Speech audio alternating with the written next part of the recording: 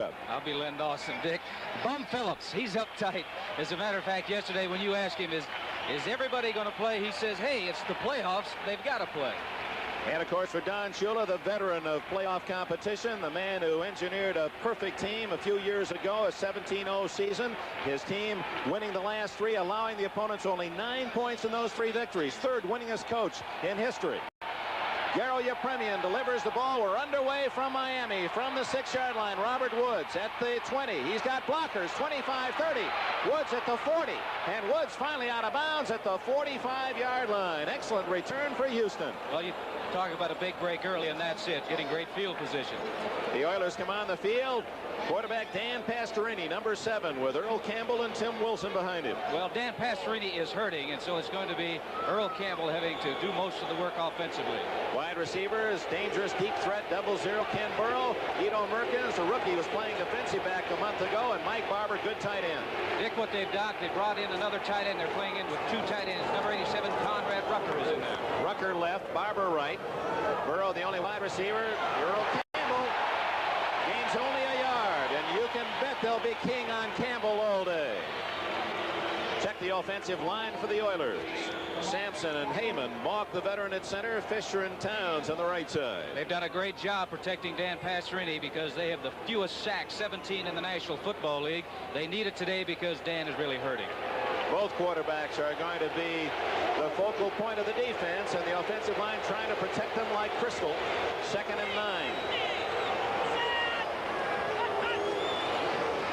Campbell breaks a tackle.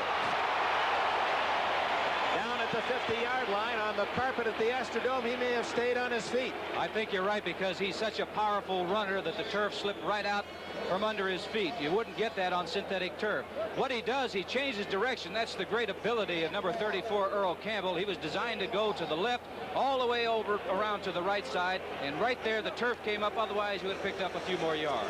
Campbell, 224 pounds, the National Football League rushing champion. Pastorini looks at 3rd and 5 from midfield.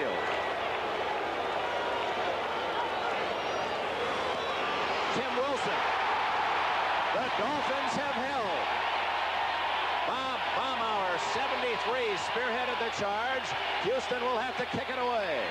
That there, an injury to Pastorini is the reason I'm sure that he ran on 3rd down, because that was primarily a passing down. Over 3 yards on 3rd down, generally you're going to throw the football. I have the feeling the Dolphins will do the same early once. I look for both teams to blitz, to try to put pressure on the quarterback. It's not a very pleasant thing to do, but the key man out there is that quarterback. If he's hurting, go after him. Cliff Parsley to punt it away.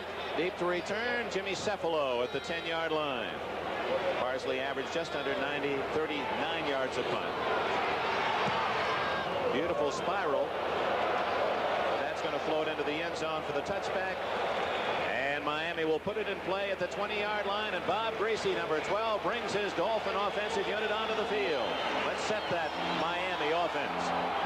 Greasy, Delvin Williams set a new Miami rushing record in his first year here with the Dolphins. Leroy Harris, powerful fullback. Bob Greasy is out there. He hasn't thrown the football until today, all week long. Now, he can throw the football, but can he take a lick? That's the problem. If he gets hit, how's he going to be able to get up? Or is he going to be able to get up? His wide receivers, and he's got some talent. Matt Moore, Duriel Harris with the tight end Andre Tillman. Tillman has 31 catches. Harris 45. Matt Moore 48. Harris gains 5 after breaking out of the tackle of Jim Young, number 77. Steve Kiner finally nailed him at the 25. Offensive line for Miami. And it's a veteran offense in front of Gracie Langer, the All-Pro at center, Kuchenberg and Pursuit for the injured Larry Little at guard, Wayne Moore and Mike Current the tackles. Number 67, Bob Kuchenberg, 62, Jim Langer. They are experienced offensive linemen in this type of a game, playoff situations. Well, you appreciated those, that gents. helps. You it took really them out helps. to dinner. That's right. 2nd and 5. That's Tillman lining up on the left side, split the backs. Williams right, Harris left. Greasy's first throw almost intercepted by Greg Bingham, number 54. It was intended for Delvin Williams in the right flat, and Bingham had his eyes on that one. Almost coming up with an interception. You can notice the way that Bob Greasy threw the ball. He didn't have a whole lot on it. He just got it out there, and not much authority, because that's going to be a problem. You're looking at that offensive line, Curly Culp trying to take somebody's head off. There is not a number out there that's generally there, Dick, and that is number 66, Larry Little, one of the all-time great guards. He's injured, is not going to play today. Bingham out as the Oilers bring in their pass prevent defense. 5 defensive backs, 3rd down 5. Norm Bulash into the lineup for Miami. The backs in the pattern, a flag is down. Caught. Harris out of bounds at the 37. It's a first down if the penalty's against Houston. Well, that was a fine throw, fine timing pattern by Duriel Harris, number 82. He is one of the best pattern movers or men in the National Football League. Does an outstanding job. Also in that last play, number 89, Nat Moore, was in the backfield, coming out of the backfield, which they will do. Bob Greasy, great protection, getting the ball out on time. Number 82, Duriel Harris. Little guy plays a big game. They're not only receivers, they're ends. You'll also watch downfield. They're going to be throwing blocks. They are a complete football player. I'm talking about both number 89, Nat Moore, 82, Duriel Harris. The penalty was against Houston, offside. Obviously declined by Miami. We have the first down of the game. Ball at the 37. Greasy well protected, open. Delvin Williams at the 44, hit immediately by Steve Kiner. Greasy apparently going to those short passes. Defensive line for the Oilers. Young, Culp, and Bethea. 78 and 65. Culp and Bethea are in the Pro Bowl. Right, and there are 2 players. There are 4 players on that Houston team that have been involved in a playoff. Curly Culp, 78, is the only one to go all the way to the Super Bowl and win it, but he was a member of the Kansas City Chiefs. Greasy asking for quiet. 2nd down 2. And apparently something wrong with the ball. In fact, Bob told us yesterday, Lanny, it hurt him just to call signals. And you can just imagine a rib injury where just breathing alone is painful. You're screaming out there when you're on offense because you have to have your wide receivers hear what you're calling. A lot of times you're checking off at the line of scrimmage, and it hurts to do that. Delvin Williams first carry. 50 to the 49 of the Oilers, first down. The Miami fans a chance to cheer consecutive first downs and the first penetration opponent's territory by Miami. Let's reset that defense for the linebackers of Houston, and there are 4 active tough linebackers. Brazil, Bingham, Kiner, and Washington. Brazil in the Pro Bowl. Brazil maybe as good. People think he's the best outside linebacker in the National Football League. I'd have to say Jack Ham is up there also, but he's a great football player. First down at the Houston 49. At best. Did he fumble? A scramble for the ball, and I believe Houston is recovered at the 50-yard line. The Oilers have it. Ted Washington, 59, was around the ball. Let's see it when they unpile. Who's got it? A battle between Kuchenberg, 67, and up with the football is Washington, 59, the first turnover of the game. Number 78, Curly Culp. Now, he is going to be occupying 2 men, and you see that he shot the gap. He knocked the ball out of the ball carrier's hand, turning a big turnover for Houston right at midfield. You told me before the game, as a former teammate of Curly Culp, he's ready to play a big game, and he makes a big play early. When the games are tough, Curly is exceptionally tough. Holiday greetings to all pro football. There's Larry Little sidelined with a knee and ankle injury. He can only offer moral support today. First down Houston after the fumble at the 50. Earl Campbell tripped up in his own backfield by Bob Baumauer, 73. 2 big plays by Baumauer early. Vern Den Herder, he's the veteran on that defensive line. Baumauer and Dewey, second-year men. Well, Vern Den Herder is the veteran. Now, he's the one that has to keep that young defensive line together out there because he has been through the experience of playoff competition. Miami and Houston both use the 3-4 alignment. A little mix-up as Pastorini resets Campbell. Tim Wilson with him. 6 seconds to go. He better get the play off. Just does make it. First throw by Pastorini. Complete to Wilson. And he's out of bounds at the 48-yard line. Ridden out by Gerald Small, the rookie cornerback from San Jose State. It'll be 3rd down, 8. Play action pass. That's what Earl Campbell has done for Pastorini. A lot of play action pass. Number 50 is Gordon, and he's had an outstanding year. Here he is looking for run. Also has the speed to go back, cover the man, get involved in the tackle. Third down 8. Houston at the Miami 48-yard line.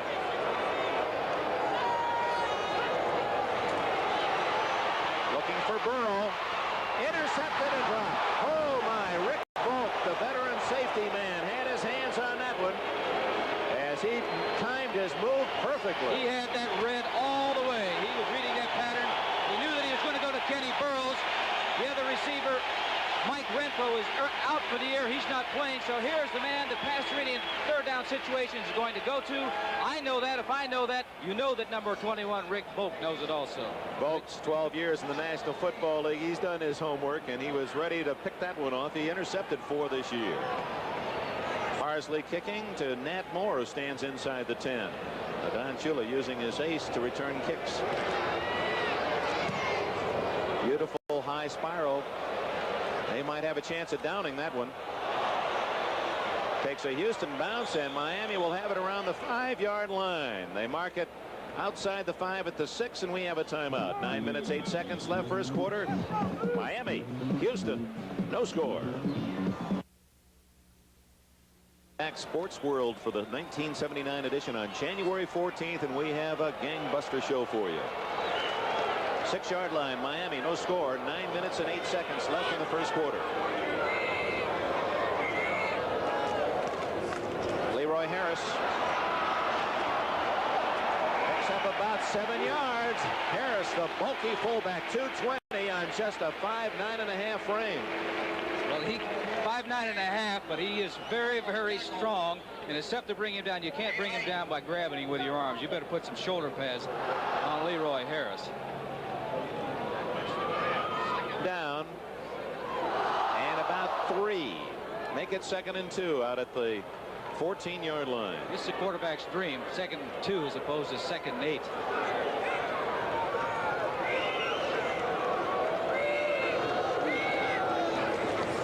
Delvin Williams. Well, you saw that explosive start, trying to duck it forward to the first down. I believe he's short by about a half yard. 57 Kiner and 20 Courier from the secondary to make the tackle. That play was designed to go inside, but because of the stunting that goes on with Houston, the linebackers and Curly Culp over the nose, there was nothing inside, and he wisely took it outside and picked up a couple of yards. Kiner, the primary tackler, started at Dallas and New England, played here at Miami, Washington, New England, found a home in Houston. Larry Little, I'll assure you that when they come to the sideline, he's giving advice to those young offensive linemen. Especially 65 Basud, who has replaced him. 3rd and 1.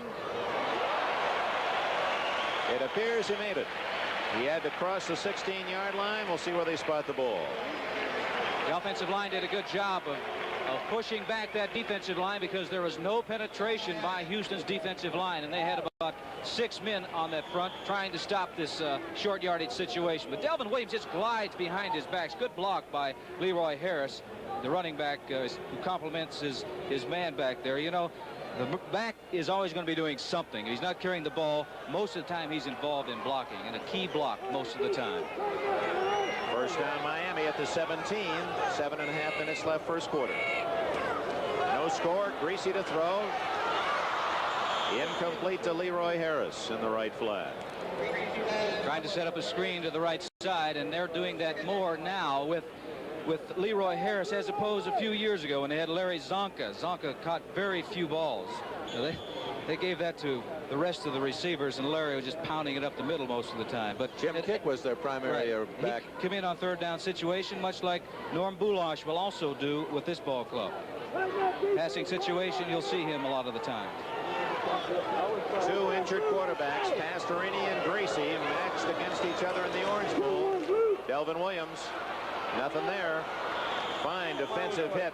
Submarining in to make the stop was Ted Washington from Mississippi Valley. In his 6th year, he was drafted by Kansas City in the 17th round back in '72. A wise choice. Yes, I recall Ted Washington when he was with Kansas City, and he is an exceptionally strong young man. Very strong. At the 15-yard line, Greasy faces third down and 12. Yes, this is the situation that he doesn't want to be in, because this is definitely your passing situation. I'm looking really for Houston to tee off and blitz and try to put pressure on him. They haven't yet. More in motion. Cephalo on the other side. And they stay on the ground to Williams. And look at that play by number 33, J.C. Wilson at the right corner. Met the interference. And a diving tackle to stop Williams for no gain. So Shula's offense unable to move the ball, and in to kick comes George Roberts. This is about the toughest play that a cornerback is going to have, because you've got an offensive lineman coming out. You see Kuchenberg, number 67, a great guard. He slipped also, but down underneath and making the tackle. J.C. Wilson, number 33. Roberts, one of the many injured. He has a bad knee. Robert Woods way back inside his 40-yard line.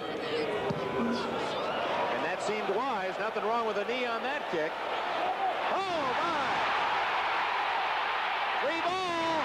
Miami recovers at the 20-yard line.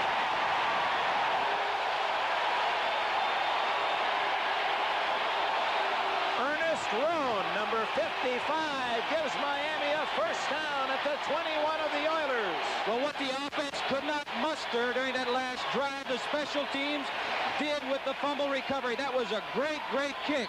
Very tough to handle because it was so high, and he's a left-footed kicker. Now, you may think, well, what difference does that make? It makes a difference when you don't see it very often. The ball is spinning the opposite way that you're generally accustomed to catching it. But what he should have done, make sure the football fall on that first. Great break for Miami. Roan comes up with a football, and Bob Greasy and the Dolphins make hay on one long kick by Roberts, a muff by Robert Woods.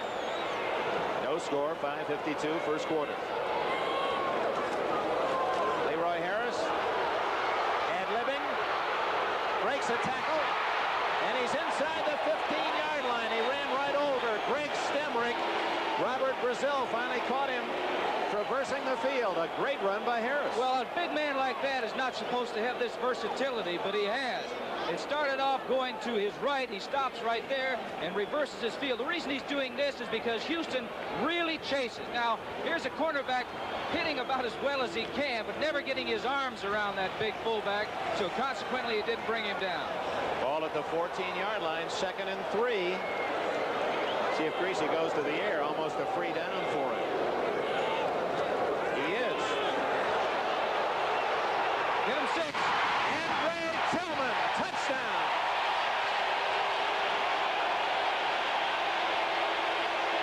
The tight end has his 4th touchdown of the year. Miami jumps in front. Well, Dick, you called that right. You must have been in their quarterback meetings. Here's the man that he likes to go to, number 87, Andre Tillman.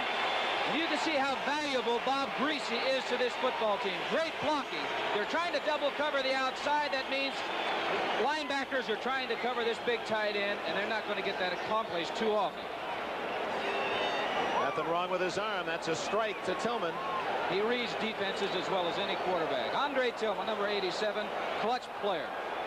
Garo Yepremian to try the point after. Don Strock to hold. Timeout. 5 minutes and 2 seconds left in the first quarter. The Dolphins capitalize on a Houston fumble to take the early lead. Miami 7, the Oilers nothing. Andre Tillman on the sideline, 7-0 Miami with 5 minutes left in the first quarter. As Yepremian kicks it off, Robert Woods another chance. Has it at the 14, 20. Down at the 24-yard line, Bruce Hardy, number 84, and number 80, Loerd McCrary. In on the tackle. Bo Rather had a piece of the action as well. Don't forget tomorrow, fans, college action. UCLA and Arkansas, the Fiesta Bowl. Two well-matched teams. Kurt Gotti, John Brody to bring you all the action. Isn't that where Lou Holtz is going to be wired on the sideline? Yeah, we'll hear all his comments. He better call the right plays. Everybody's going to hear it. Ball at the 29-yard line. First down, Houston, trailing 7-0.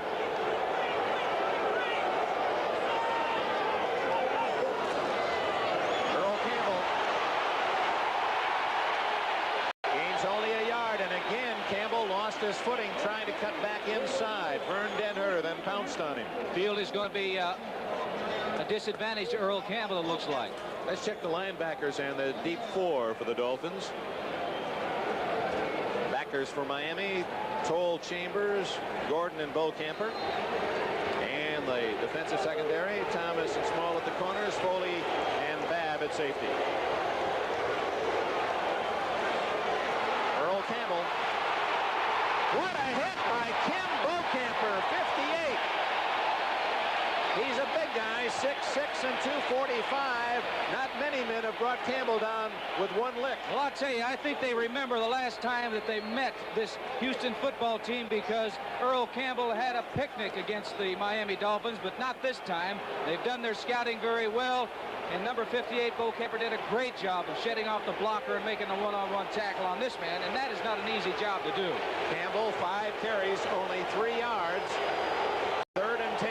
Yeah, but he's capable of breaking it at any time, though. The backs in the pattern. Campbell, no, it's Wilson. And he may have the first down. Tim Wilson from the University of Maryland. A clutch throw by Pastorini as he scrambled away from pressure. And I believe he's got the first down. Bo Camper made the tackle. First down, Houston. I didn't know whether he was going to be able to move at all or not with all the apparatuses that he has. You can see his right leg has that brace on. He's got rib pads, but he was able to move forward. And he has such a strong arm that he's able to do that. He can just flick it a little bit. Yesterday, I was out here watching him throw flat-footed 60 yards into the end zone. Houston celebrates its initial first down. It comes with 3 minutes left in the first quarter. Play action, Pastorini looking long.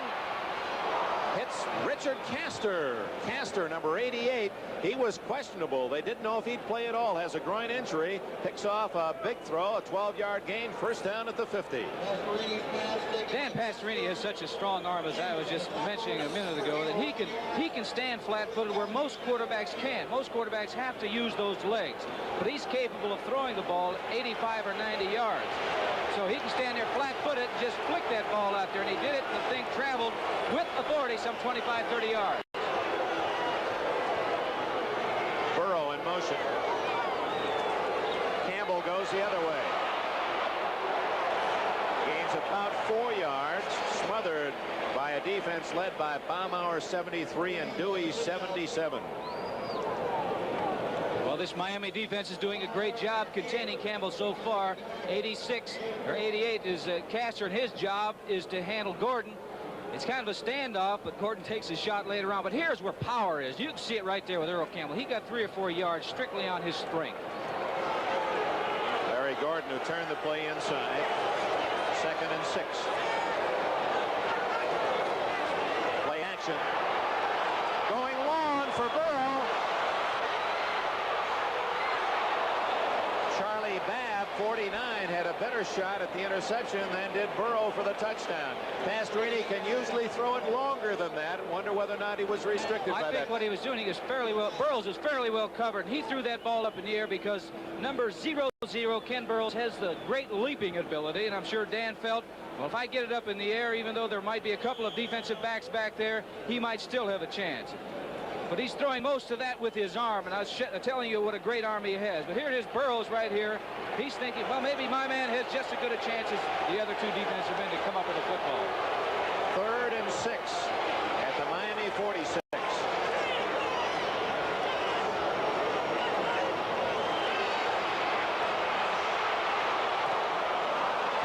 Barber, the tight end, first down at the 36 of the Dolphins. And again, Pastorini with a bullet. Hey, he is firing that ball, and it's really amazing that he's able to do that. That time he was able to step forward and throw the football.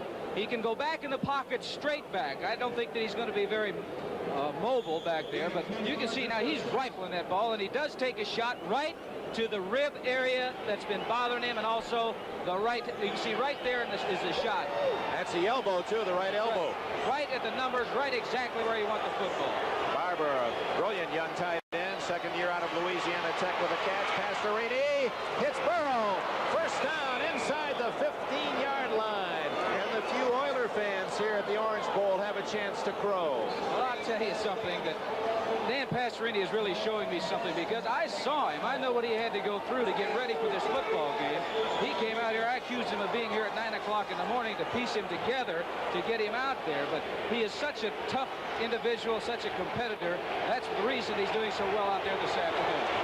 13-yard line, first down, Houston. 7-0 Miami. Final seconds. Burrow on the flanker screen. Knocked out of bounds at the line of scrimmage. No gain. Number 41, Norris Thomas, the left corner, made the play. Also number 58, Bocamper was out there, and he really helped make that play because he wouldn't let Burrows any room at all to cut upfield. That's a quick screen, and they want to get the ball out to Burrows as fast as they can, get a lineman out there and get him downfield. Hopefully. 10 seconds left as Don Shula studies the situation. Only Curly Lambeau and George Halas have won more games in this National Football League than Shula. He's such a great coach, and he's overcome a lot of adversity, too, with players injured. 2nd and 9. Little reverse, fake reverse. Oh! Touchdown, Tim Wilson, and what a throw as Pastorini threaded it through 4 different Miami players to get it to Wilson. I'll tell you, and Wilson did a great job, too, because he was open earlier, but Pastorini would have had to throw the ball out of the ballpark to get it to him. Wilson, number 45, saw Dan Pastorini stop, let the defensive man go beyond him, and Pastorini did a great job of getting the ball to him. Wilson with the first Oiler touchdown to make it 7-6. And to try to tie it up, the veteran Tony Frisch.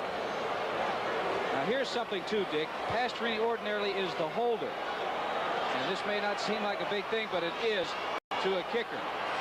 Gifford Nielsen will spot it for Frisch.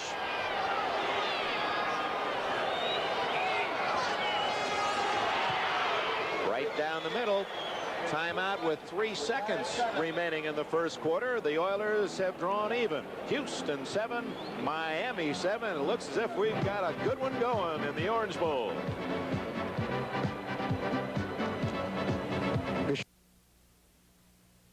A 7-7 tie. This will be the final play of the first quarter. Duriel Harris stands deep.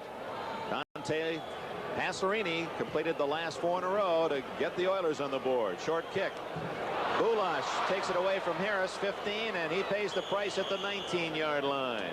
C.L. Whittington, along with 31, number 31, Brian Duncan, collaborated on the stop. And we'll be back with the second quarter of today's football action from the Orange Bowl in Miami after these messages from your local station. To come back, and both of them did a great job with a touchdown. A very impressive drive by the Oilers after the kickoff from the 19. Bob Greasy and the Dolphins put it in play. Screen to Harris. He's got blockers. 20, 30. He's all the way to the 40-yard line before Mike Reinfeld can knock him down. Well, I'll tell you what, great block out there by Eric Lakeso, number 68, the guard coming out on that screen pass, did a great job of knocking the linebacker down, enabling number 38, Leroy Harris, to cut any way that he wants. Curly Culp, he knows it's a screen right there. He knows, hey, somebody's trying to fool me. But you're going to see downfield right there, a great block on a linebacker by Eric Lakeso, giving this man an opportunity to run anywhere that he wants. Lakeso, the young Finn from Tulane University, with a block in for the injured Larry Little, and Harris picks up 20 on the carry to the 39. Harris again cuts back inside and gets 10 more. Elvin Bethea trailing the play along with 27. Greg Stemrick make the stop. I thought it was going to be Delvin Williams this afternoon to do the running for offensively for Miami, but Leroy Harris is doing some great running, and what he's doing, he's running with his head up so that he can see where the holes are, so that he has to cut back against this team because they go laterally so very well. I'm talking about the Houston defense. You're going to have to be able to cut back to gain yards on him, and this man is doing it exceptionally well this afternoon. You saw Harris raise his hand as if to say, give me a breather, coach. So he's out of there, and replacing him is veteran Jim Braxton. No, Norm Bulash, 31.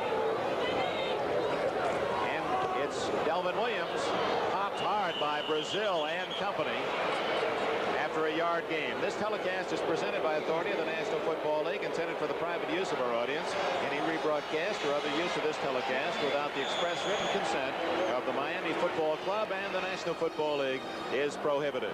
Congratulations from us in the NBC booth, Len Dawson, Dick Enberg, to Lehman Bennett and the Atlanta Falcons. They did it again, down 13-0. They rallied, scored in the final 2 minutes, beat Philadelphia 14-13, and survived the last-second field goal try Their by the season Eagles. has been one miracle after another. Now Atlanta advances. was right there along with Steve Baumgartner, 63 in case.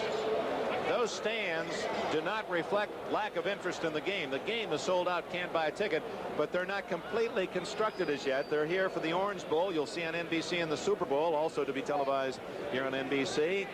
And it's a sellout. Those seats are not available, although you see some of the security people occupying the lower seats. You wouldn't want to be up in the high seats. They don't have the complete support underneath those. It might be a quick drop if you rub that back. Greasy, the best percentage of any NFL passer this year, 63%.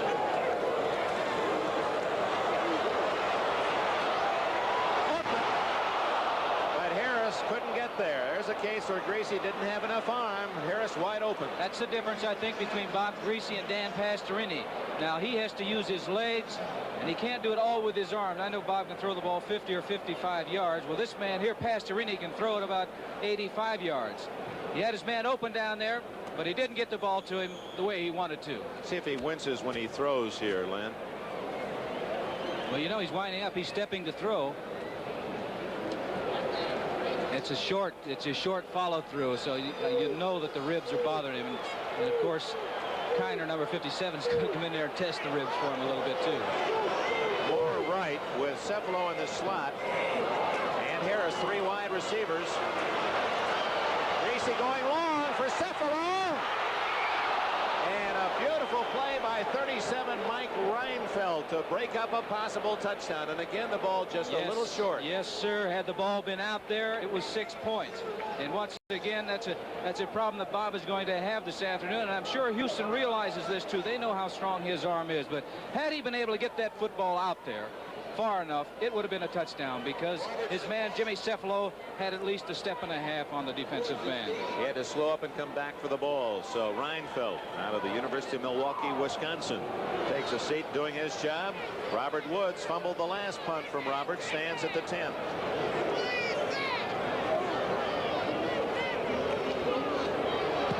Good pressure. Good kick. Cornelius down there for Miami. Out of bounds at the 3.5. Roberts, two booming kicks for Miami. Timeout, 12:33 remaining in the first half. A 7-7 tie, the Dolphins and Oilers, as George Roberts celebrates a fine kick. Appropriate name for a bowl. It's a fiesta time for the football fan. Arkansas, UCLA tomorrow. And don't forget, a week from tomorrow, the Rose Bowl and the Orange Bowl on NBC. Earl Campbell plowing forward to the 7-yard line. A gain of 4. 2nd and 6. The Oilers deep in their own end as they work on the bottom of the shoe of Ted Washington. This is an area down here where they've got to get Mr. Earl Campbell moving, because he's got to get him out of a jam down here. Number 83, Den Herter, coming in, controlling his man. See, that's the way to play defense. Control that offensive man and throw him whichever way you want and go in and make the tackle. Of course, as an offensive man, you don't want him to do that.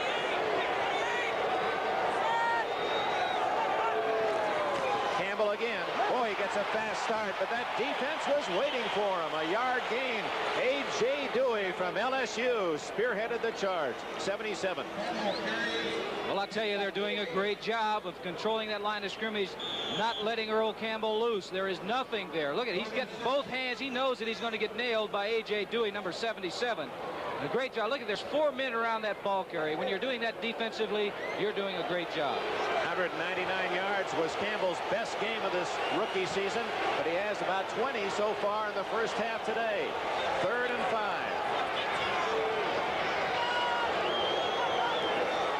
Pastorini from his own end zone. Complete to Coleman, but a flag is down.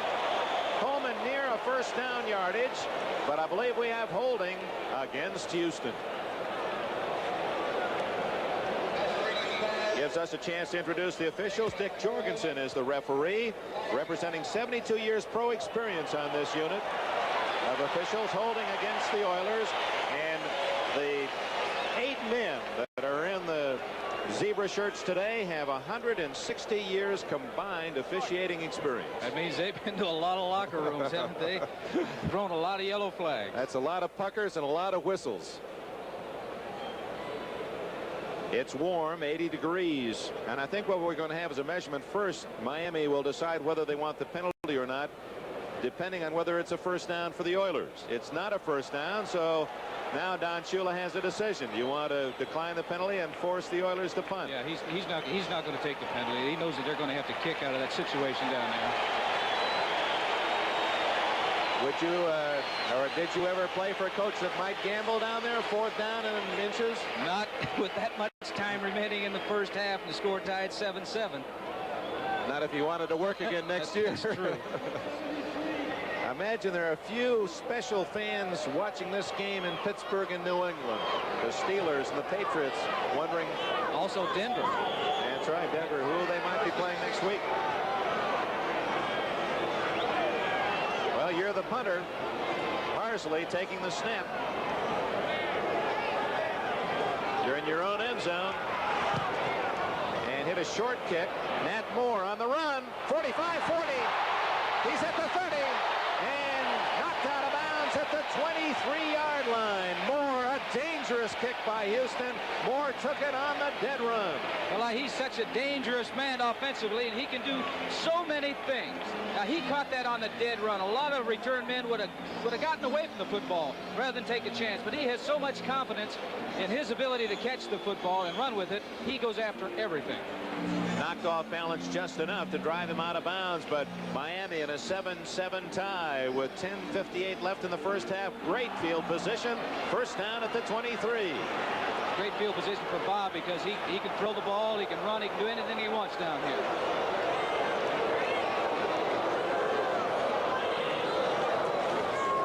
Delvin Williams to the 21-yard line. Williams with a badly bruised knee, and he's not running 100%. That's not the same man that gathered 1,258 yards during this season. Well, he is really an outstanding running back, and he has such tremendous speed. He can accelerate. He'll glide along that line of scrimmage, and then when he sees the opening, he is there in a hurry. Now, he's a legitimate, in college, I know, a 4.3 sprinter in the 40 yards. And that's what most coaches in football judge a man on, which means that he is moving rather rapidly. Like that smile. That's the man, too. Williams, he has a great frame of emotions. Greasy. What a catch by Andre Tillman. He took it right away from Bill Courier. I said before, when they get in tight situations, particularly down near the goal line, that number 87 is the man that Bob Greasy is going to be looking for because he comes up with great catches. Once again, what you must have is pass protection. Look at that offensive line. Look at Kuchenberg looking around for somebody to hit, and he finds somebody. But here it is. He hooks up right in front of number 20, Bill Courier. The ball is there. It's a completion. They're on the move once again. The toughest first and goals, however, the 10-yard line dissecting the ball. Greasy has to go the full 10. Inside handoff, fumble, and Houston has it at the 8-yard line. Another critical turnover, and the Oilers stop Miami on the fumble as Reinfeldt came up with a loose ball. Here's how it happened. We have a trap play inside, hoping to break him clean if the linebackers were coming. But you can see when you're in there, those defensive linemen are taught, go for that football, strip it. Once the man is standing up, go after the football. The big break for Houston. It appeared Bethea forced the fumble. Timeout. 9:27 left in the first half. It remains tied at 7. From the Orange Bowl in Miami, where the Oilers have just stopped Miami on a fumble at their own 8-yard line.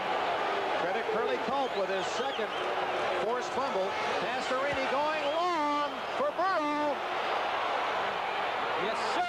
All the way to the 38-yard line of Miami, and what a throw by Pastorini, about 60 yards in the air. He threw that ball right near the goal line. It ends up on the 40-yard line, so you know he threw the ball about 60 yards. Here's a man with a bad knee, with a bad ribs, with a real bad throwing arm because it's badly swollen. There he is at the goal line. They're looking at a 65, 8, 53.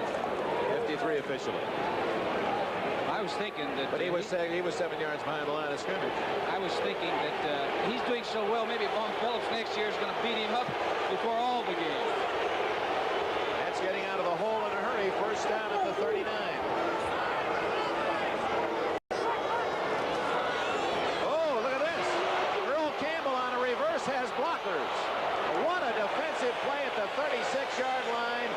58, Kim Bocamper. Well, that's a Miami play. Miami likes to run that type of play. You start in one direction. It's a design play to stop what they want. They want that defense to go toward this side. Now he's stopping, turning around, and only a man with great ability is able to do that. Karl Mock, 55, out in front, providing a block. You see the offensive lineman out in front, but number 58, Bocamper, stayed at home. By that, I mean that was his responsibility for reverses. Don't be chasing until you know exactly the man's downfield. He did a great job of coming up with a big tackle. Campbell again, running through tacklers to the 33-yard line, short of the first down. It'll be third and about 4. Rusty Chambers, 51, and Larry Gordon, 50. Linebackers for the Dolphins made the hit on Earl Campbell. What a story. Heisman Trophy winner to undoubtedly NFL Rookie of the Year. You know, they're testing out there. They're trying to go to Bocamper's side. No luck there. Now they're going over to Gordon's side. No luck there. Really, the only success that Dan has had is putting the ball up in the air. And the Dolphins are looking past third down and 4.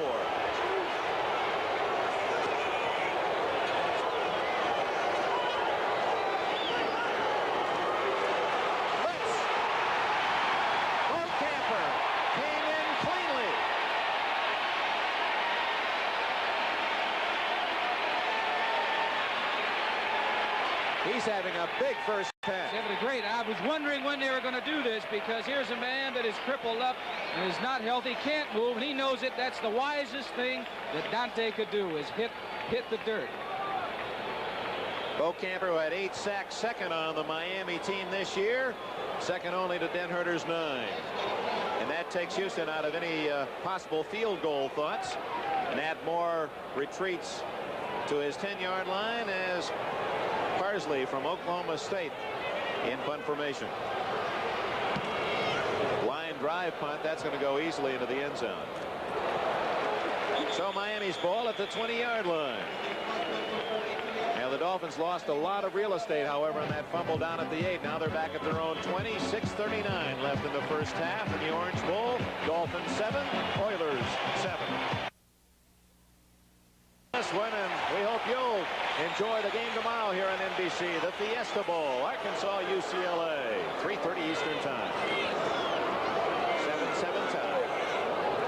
And with 6:39 left in the first half, Greasy to throw. Open. But again, the pass fading on Burial Harris out at the 33-yard line. Well, there's not the zip on the ball that Bob would like, and I know that the ribs are bothering him because his delivery is not the same that it ordinarily is. He has such great timing with his receivers that he had a man that open. Burial Harris was wide open. Bob ordinarily would have gotten the ball to him. Went to Purdue. That was your alma mater. Did you have any workings in recruiting, Greasy, for the Boilermakers? Bob's 10 years, a decade. Well, but you still might help Purdue. They produced a lot of fine signal callers, Purdue, through the years. Lots of time. Had that one on the money, and a rare miss by Nat Moore. He wanted to catch the ball before it got there. Well, what he did, too, is he let that ball get to his body instead of using his hands to catch it. But this ball was on target. It was a great pattern by Nat Moore, number 89. Bob's great protection back here. He can step and throw. When you can step up and throw and see like that, you're able to throw the ball well. But you're right, he took his eyes off it just a moment instead of catching it in his hands. The first things first is catch the football. In fairness to Moore, however, the ball was a little behind him, and that makes it tougher. Not for Nat Moore. That ball was his, and I'll assure you that he knows that that was his. Moore, the leading receiver. 48 catches, 10 touchdowns. Greasy, a tough 3rd and 10 from his own 20. 3 wide receivers. Moore and Harris left, Cephalo right. It was Moore, but he had not turned to look for the ball in time, and Houston's going to get it in pretty good field position. Well, I'll tell you, Bob didn't like that throw. I can assure you that, because he threw the ball way before Nat Moore even turned around. The Oilers, Robert Woods will drift deep to his own 30 as George Roberts, his kicking has been instrumental in Miami enjoying good field advantage. A couple of fumbles by Leroy Harris have hurt the Dolphins. Great thing about his kicking is he gets such great height on it. Rather high, perfect spiral. Woods, oh, almost lost another at the 35-yard line. Charles Cornelius, 44, applying the pressure for Miami. 6 minutes and 9 seconds left in the first half of this AFC wild card battle, and the Oilers and Dolphins each have 7.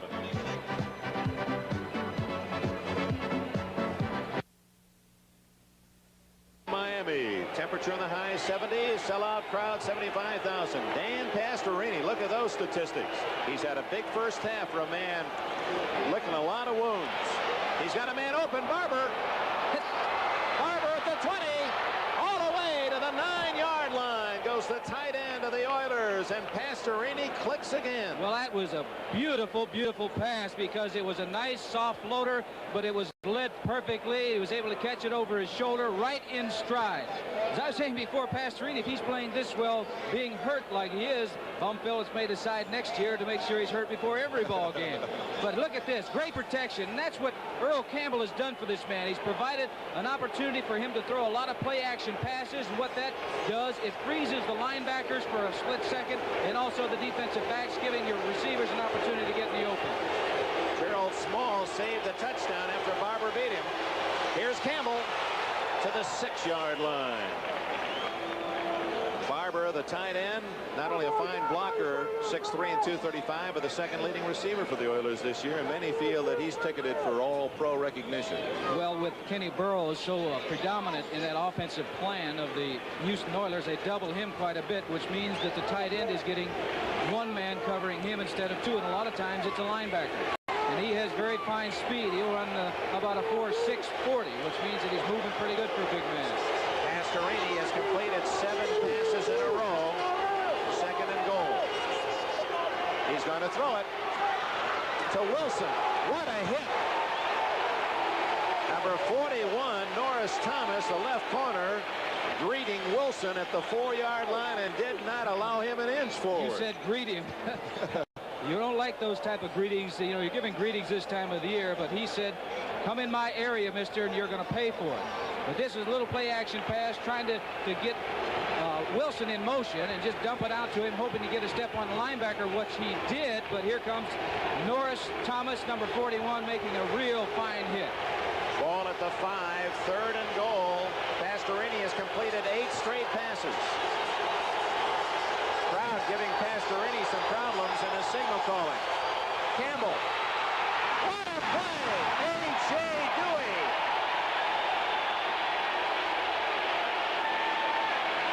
Campbell slow getting up, loses 6 yards. For a defensive lineman, what you want him to do on a sweep is get penetration. Number 77, A.J. Dewey, is doing just that.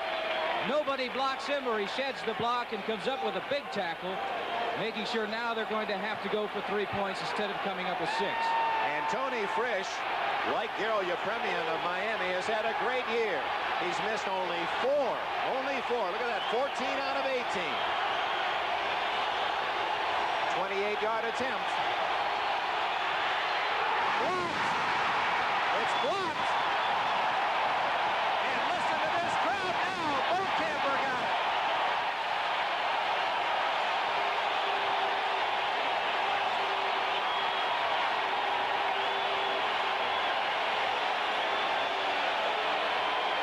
Bokamper's done about everything you can ask of him today. He's made open field tackles. Coming up now with a big, big block of a field goal, and 3 points really is very important, because they would have gone ahead by 3, which means Miami had to score a touchdown.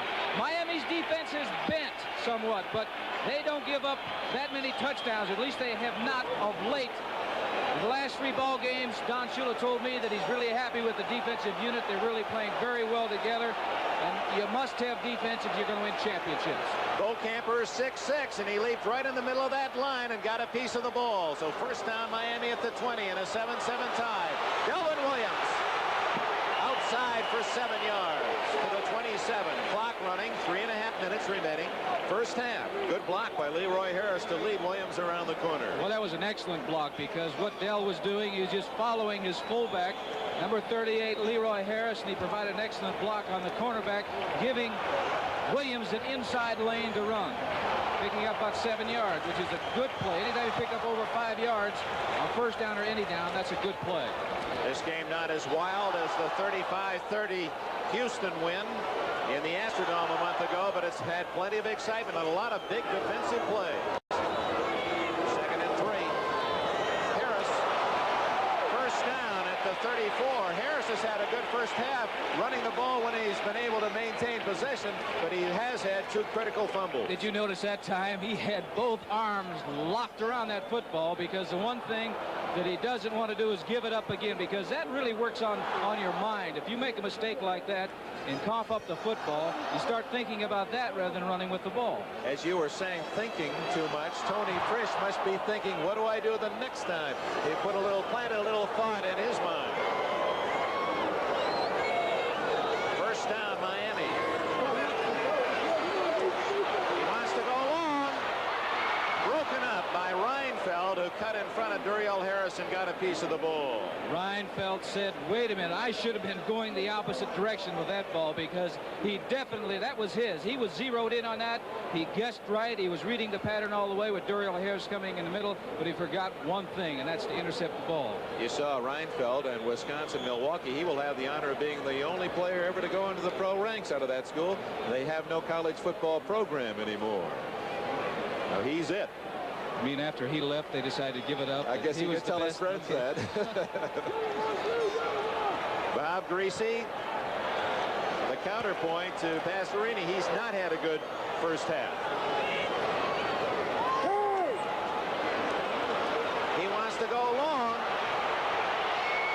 And Harris can't make the catch at the 20. Well covered by Greg Stemrick, number 27 from Colorado State. What's that? Boobers. Well, I think they're saying that Stemrick may have interfered with the offensive receiver, but once again the ball was underthrown a bit. If it had been underthrown a lot, then his man probably would have come up with the football, because the defensive man is watching. You can see Bob's putting everything that he has into that throw, and that's all the further it's going to go. I'm saying if it was a real bad throw, then Duriel Harris, 82, could have probably stopped and come back and made the catch. Stemrick appeared to make a good defensive play. Yes, he did. He was stride for stride with an outstanding receiver in Duriel Harris. Approaching the 2-minute warning. We have 2 minutes 4 seconds left in this first half. A tie at 7. AFC wild card. Miami wins. They go to Pittsburgh. Houston wins. They go to New England. 3 wide receivers. 3rd and 10. Screen. Bulash. 35. No first down as he's hit at the 38-yard line, and Miami will have to give up the football. Timeout. 2-minute warning comes with 1 minute and 56 seconds left in the first half. The Oilers will be returning a punt from George Roberts. Miami 7 and Houston 7.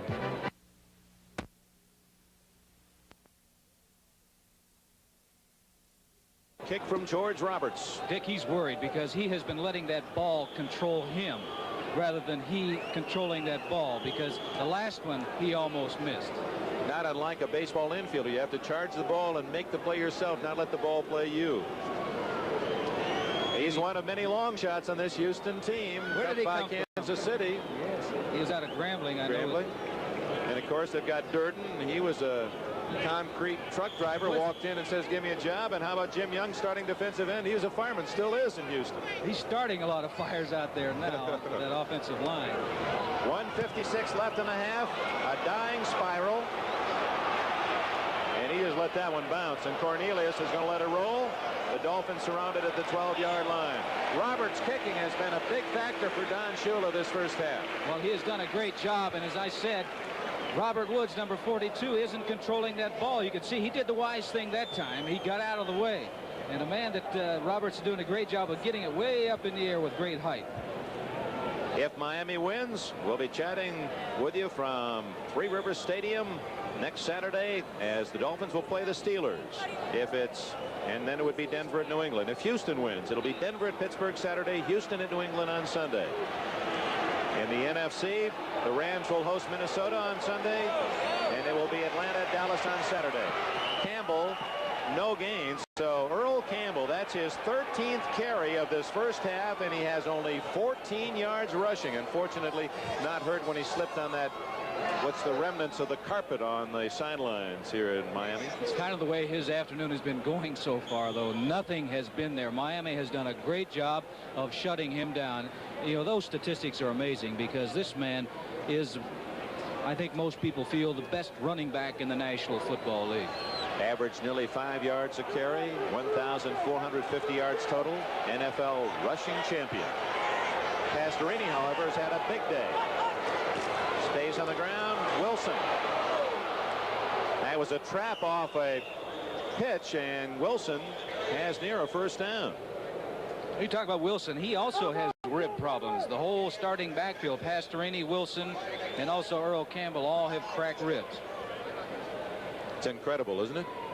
Well, although you've had some too. I've had some. You know, there's a lot of pain involved, but you still are able to run the way that you want to run. You just have to absorb a lot of pain. And a running back, if he's healthy, is going to take a lot of punishment because they're getting hit on every play. You can see what they want to do. They want to stand him up and strip him of that football. He's lucky that somebody didn't stick a headgear right in those ribs when they had him stood up like that. It is a first down for Houston. We remind you to stay tuned at halftime. Mike Adamle here in Miami. Brian Gumbel back in New York. Guys have done a sensational job all year long. Pre, halftime, and post on NFL 78. That's at halftime. It's a 7-7 tie in case you joined us late. Greasy to Andre Tillman, a 13-yard touchdown to give Miami a 7-0 lead after they recovered a Robert Woods fumble on a punt at the Houston 21. But Pastorini took the Oilers 71 yards in 9 plays late in the first quarter. Hit Tim Wilson a 13-yard throw to tie it at 7-7. Kim Beaucamper blocked a Tony Frisch field goal attempt from 28 yards in this second quarter to prevent an Oiler lead. Look at those statistics for Pastorini. That's a great first half. Great, you know, for a healthy man. He's hurting. Fake to Campbell, screen it to Wilson at the 20, at the 30, and out to the 33-yard line goes Tim Wilson. Appears he has another Houston first down. Clock running, 1:17 left in the half. Well, they have a play called right now. It may be a wasted play. He may throw the ball out of bounds, but what he's fighting right now is the clock at 1 minute and 9 seconds and counting down. Bum Phillips on the sidelines. Earl Campbell. No, it's Wilson out to the 40-yard line. Dick Enberg with Len Dawson. Orange Bowl in Miami. Clock stopped. Houston calls time with 1 minute, a second left in the half. 7-7 tie. What he had there, he had 2 plays called in the huddle, which is when you talk about your 2-minute offense. He was calling 2 plays, and he probably said, well, all right, I'm going to call this screen play. If it works, if we get a first down, line up, we're going to run this play. If it doesn't work, then come on back in the huddle, and we'll call another play. Pastorini, 12 for 14. 9 consecutive completions for Pastorini. Well, baskets coming up on NBC. That's a good way to start it. Notre Dame and Kentucky, 11:30 in the evening next Saturday. And of course, we'll have, once we get into January, a big game for you every Saturday and Sunday here on NBC, leading to the NCAA Tournament Championship in Salt Lake City late in March. Notre Dame, Kentucky, both ranked in the top 10, aren't they? Yeah, that'll be a great match. It's always a very physical game. Something like this. Pastorini looking for 10 in a row, and he wants to go deep. A flag is down. That's Burrow. And he was well covered by Volk and Small. Let's check the flag thrown by the linesman across the way. And Pastorini getting up slowly. He was once again going for Kenny Burroughs and just hanging the ball up there high and hoping that Kenny could come up with another miraculous catch. He can do it because we saw him do it just a little while ago on the other side of the field. Motion penalty against Houston. With 53 seconds left in the half, that stops the clock. Again, Atlanta trailing 13-0 late in the third quarter. Rallied to beat Philadelphia 14-13, surviving a field goal try 86 by the Eagles. Decline. Late in the game in the final seconds. So the Atlanta Falcons of Lehman Bennett will go to Dallas for their next round in this postseason tournament. The Rams will host Minnesota. We gave you the vitals on this game. They've got Robert Woods in a receiver position out there, and he has great speed. You don't be surprised. Look at that defensive end backing up. And there's Woods on the flanker screen. He's out across the 45 to the 46. That's enough for the first down. The Oilers stop the clock with 46 seconds left in the half. Number 42, Robert Woods. Now, he says he's 5'7", but we were looking at him. Now, he must have had elevator shoes on, but he may be 5'7", but they picked him up because of necessity. Billy White Shoes Johnson went down with an injury. He was out for the year. Mike and Renfro, they Eddie Foster. They lost 3 wide receivers this year. They put him at a receiver position, and he had to learn the plays. I'm sure that they only told him a few plays. All right, you run deep, and I'm going to throw the ball to you. But he's come up with some touchdown catches this year. Very important catches. He made a big one last week, an impossible catch for a touchdown against San Diego. Well, we knew he was short yesterday when we watched him work out. They wore their little trunks that they use for exercising, and his came down over his knees. Everything is extra large on the football team, and for Robert Woods, it was really large. Pastorini with 200 yards plus in this first half, a 7-7 tie. You see the seconds remaining, 46, and the ball is at the Houston 46-yard line. He has time. He has time to get it down in a position where at least get an opportunity for Tony Frisch to kick a field goal.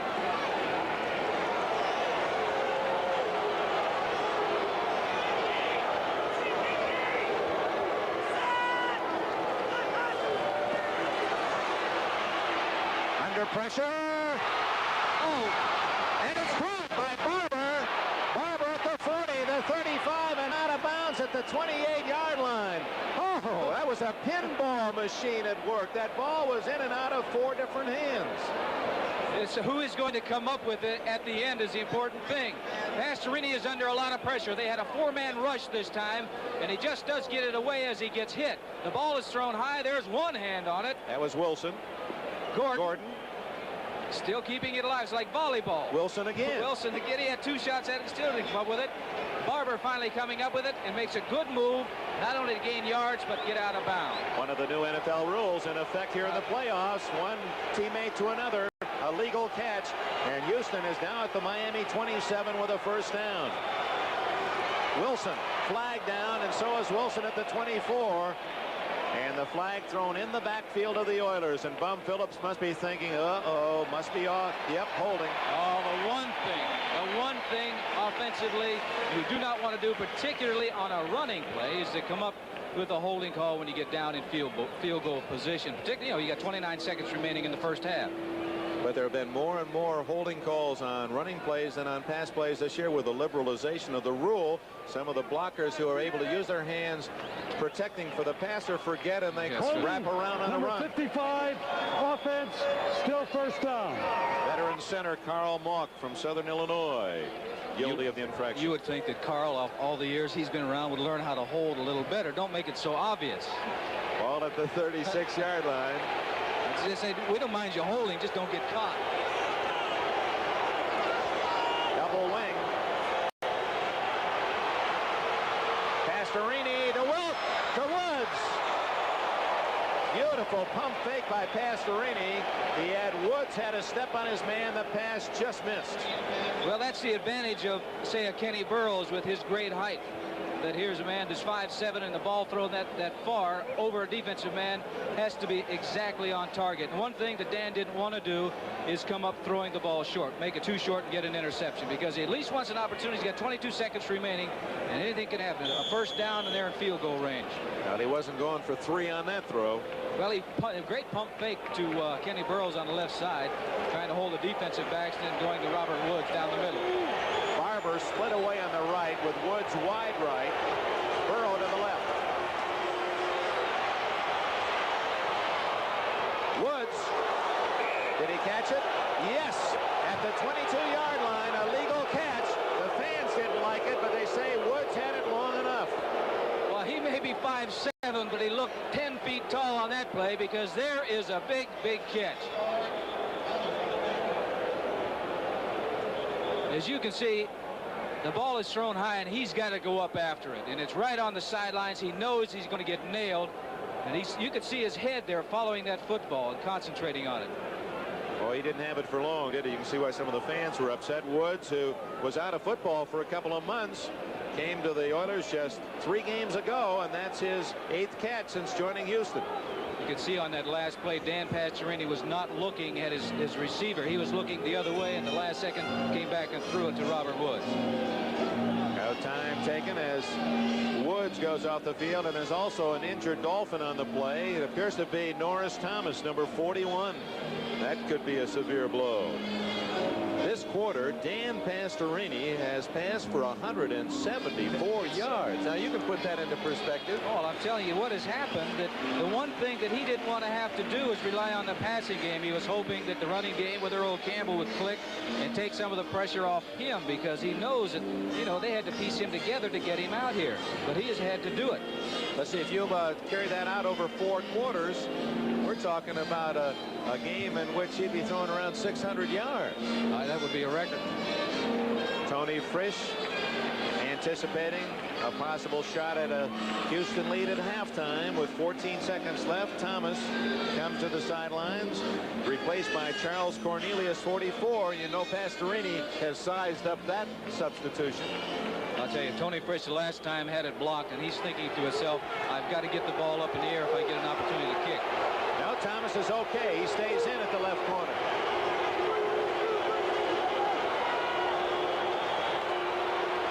Looking for Burrow to the 6-yard line. 8 seconds, 7, and now Houston has to hurry. They may not get a field goal away. Bad play. 3, 2, 1. Did he get it away in time? Wait for the official to signal. Is the half over or not? The Dolphins obviously are leaving the field. Houston doesn't want to go. No word yet. And a flag goes down. Someone said something that the official didn't like.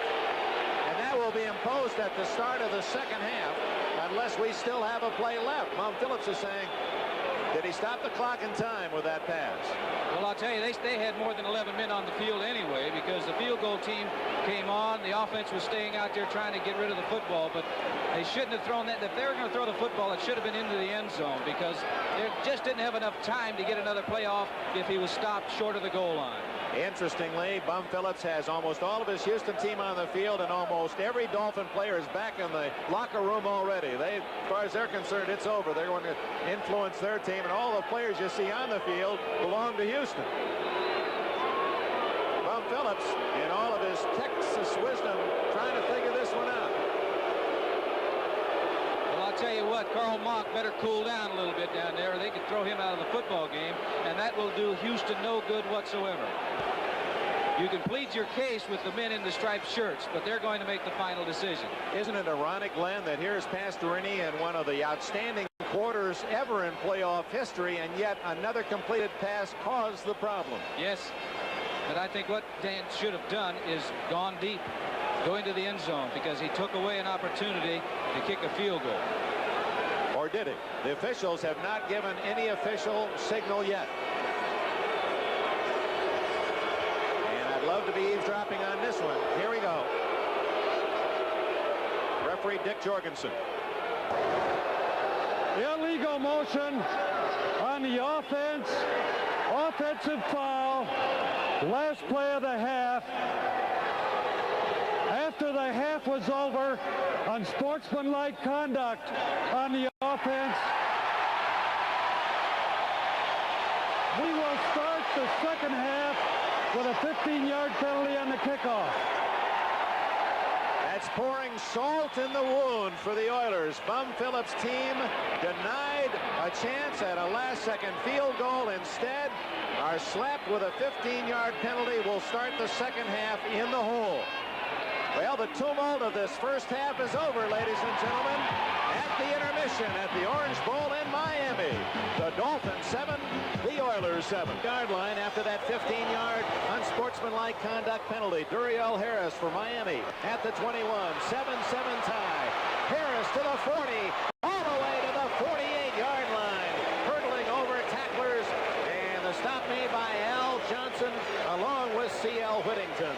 So Miami, thanks to that 15-yard 10-yard penalty at the end of the first half starts in good field position. Dick, I think you can see right away what this game means to the players out there, because that move right there could put you in a hospital trying to hurdle people that are about 6'5". But they want this game very badly on both sides of that line of scrimmage.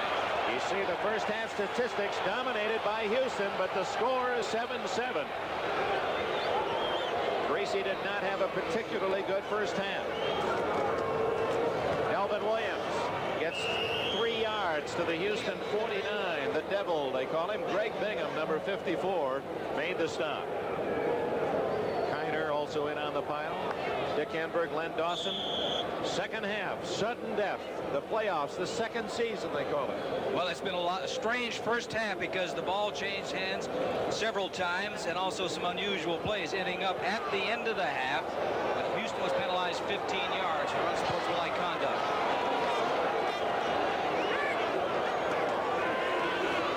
Greasy's first attempt of the second half. He's got a man open. Harris.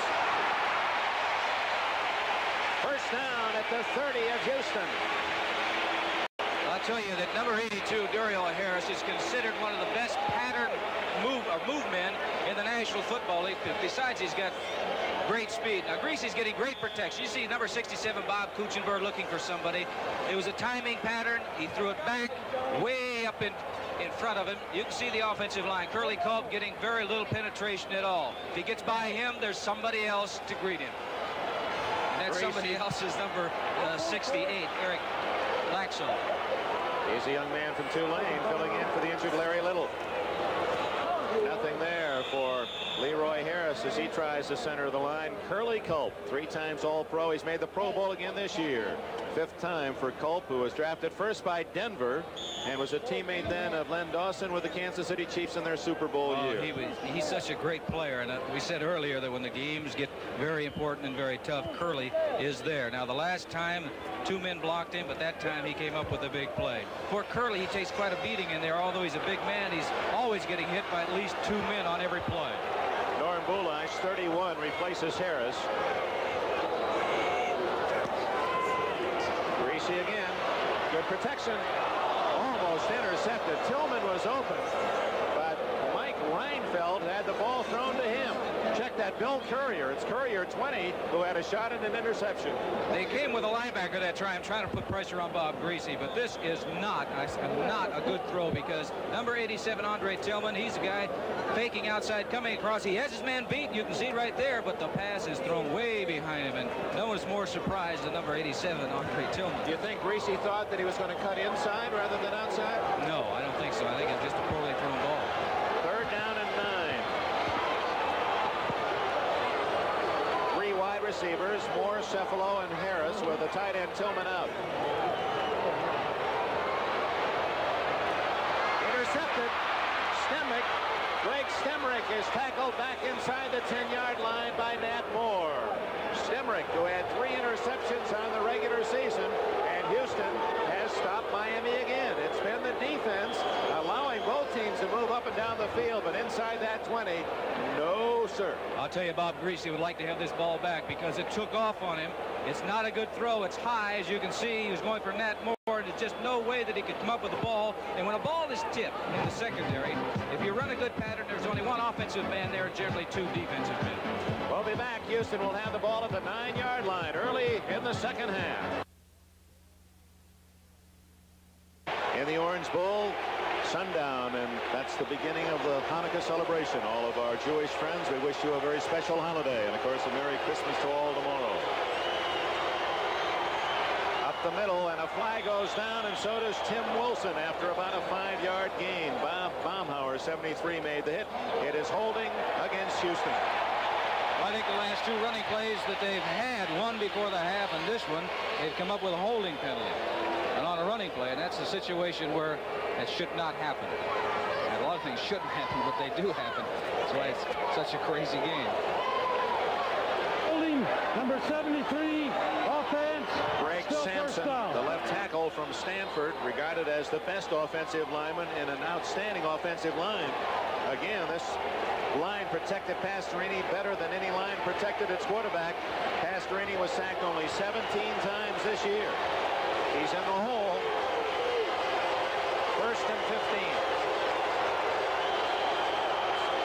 15. Wilson breaks it out to the 20. He's all the way to the 26-yard line and a first down. Tim Wilson, 220 pounds of running back, and a big play for the Oilers. You asked me at halftime what that 15-yard penalty might do to the Houston Oilers football team. Do one or two things, and what I thought it really would fire them up emotionally. Now here's an outstanding job done by that offensive line that you were just talking about, and look, he's grabbing that football. But defensively, they're trying to strip him. You see Charlie Babb there trying to get a hold. Also Foley, they're trying to strip that ball from him, but he's doing a good job of holding on. Wilson, 20 yards on that carry. Play action fake. Looking for Burrow, could be intercepted. But Pastorini threw it so no one could catch it. What an arm. His arm is so strong that he threw it so far. I know that Burrows is about 5 yards away from those two defensive backs back there, and he threw it by the defensive backs. Len, looking at the first half statistics, brilliant numbers for Pastorini throwing, but the contrast, the running game for Houston, as Earl Campbell gained only 16 yards in 13 attempts and 17 yards for Wilson. Well, they're trying to figure out something over there, something that's going to work.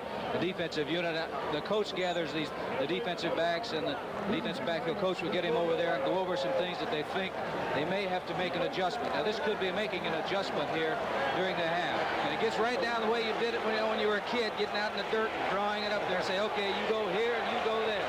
You take the guy in the red shirt, I'll take this guy over here.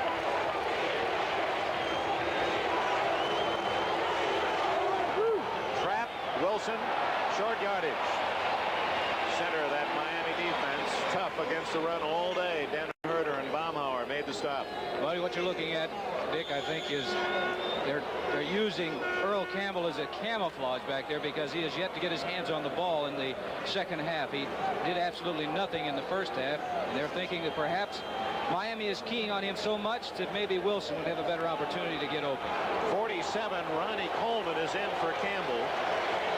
So Wilson and Coleman behind Pastorini. 3rd and 7.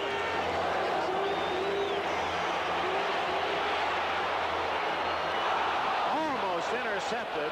Foley leaping high in front of Norris Thomas and may have blinded the view of Thomas and going for the interception himself, but the defense stops Houston.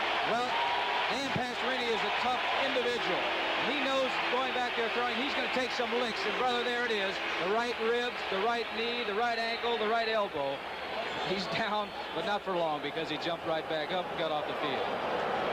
Now Dan Herder and company force Houston into a punting situation. Matt Moore stands at the 33.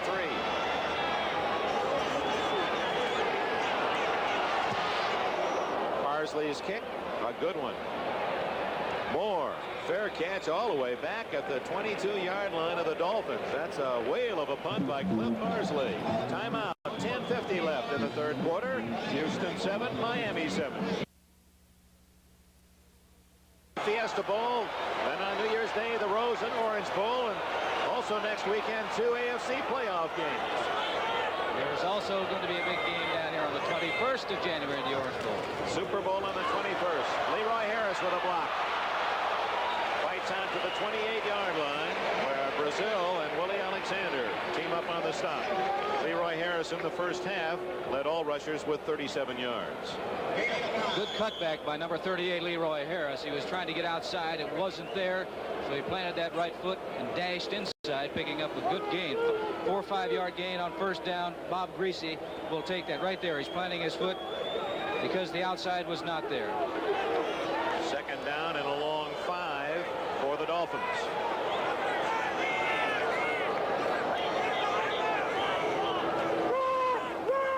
Delvin Williams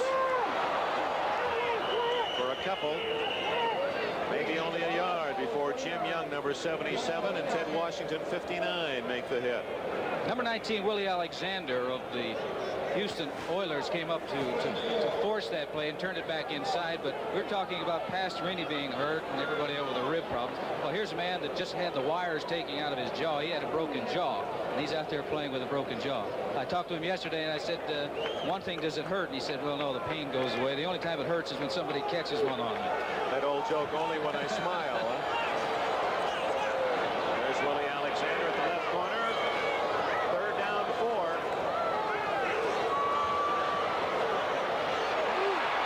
Bulash. First down at the 37, and the crowd chants boo, boo. Well, he was working on a linebacker that time, and Bob Greasy isolated Norm Bulash, who's an excellent pass receiver. Bob isolated him on the linebacker. He got a step on him. The linebacker tried to catch up, but Bulash had that step and enough speed. Ball was right on target. You can see the linebacker trying to catch up. He knew that was his man. Yeah, Bulash is from the Houston area, from Lamarck, Texas, about 25-30 minutes from Houston. Duriel Harris, also a Houston area resident, and of course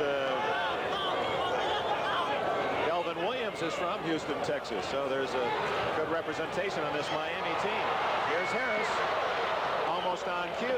He's out of bounds at the 46-yard line. Good pickup on first down. Yes, sir. Number 19, Willie Alexander, giving number 82, Duriel Harris, a lot of room. Bob Greasy read that, and I'm sure what happens is the receivers will come back to the huddle, and they'll tell their quarterback, hey, that guy's off me 8 or 10 yards, but he's lining up, and he's taking a step back as soon as the ball is snapped. He's like, you know, the quick out I can get. You need that information as a quarterback from your receivers. When you get that and you get working together, that's when you get a good passing combination. You didn't mind your receivers talking to you coming back to the huddle? Hey, they always said I was wide open. That's the problem. They're all open, aren't they? Yes. 2nd and 2. Williams close to a first down at the 48 of Miami. They may have to measure on this one. Steve Kiner, 57. Washington, 59 in on the stop. And they're going to bring in the chain gang for the measurement. That'll give us a chance to repeat the final score in the wild card NFC Championship in Atlanta. The Falcons, another come-from-behind win, 14-13 over Philadelphia. Heartbreak for the Eagles and another heart stopper for the Falcons. Dick Vermeil, I thought, did really a great job this year coaching the Philadelphia Eagles team, getting them to the playoffs. And came so very close. Field goal was missed with, what, a couple of seconds in the ball game that could have won it for them. Go back to Delvin Williams picking up the first down, Len. Well, here you are. Your fullback is out in front providing a key block, or trying to provide a key block, I should say. Teddy Washington played it real well, but what he wanted was just a couple of yards, enough for the first down, and he was fortunate enough to pick it up. 8 minutes left, 3rd quarter. 7-7 tie. Oh! Little safety valve pass as Greasy went down. Brazil, who may be the hardest hitter of that linebacking core, popped Greasy from behind. I'm telling you, number 52, Robert Brazil, went right over Delvin Williams. You're going to take a look at it right here. And what it's like to play quarterback. That's his blind side. He has no idea. He knows that he's got blocking over there, but Brazil just throws him out of the way. Bob releases the ball, and now that hurts. And he has a bad knee. Remember that. He's wearing a brace himself on a knee that was injured prior to the season. Fans might be wondering, hey, that's a clip, but when you have the ball, it isn't. No, Any other time it's all's a clip. fair when you got a hold of that pigskin. 2nd down and 10. Bulash replaces Harris. Pass situation.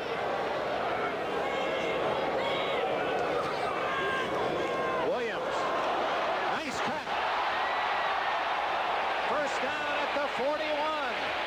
Beautiful move by Williams. He set up his blockers. Oh, he does that very, very well. He'll glide along that line of scrimmage until he sees the opening. And he can do that because he knows the tremendous burst of speed that he has. What Bob Greasy caught them doing that time, they were coming with the blitz, which means they were going for Greasy 7 or 8 yards deep.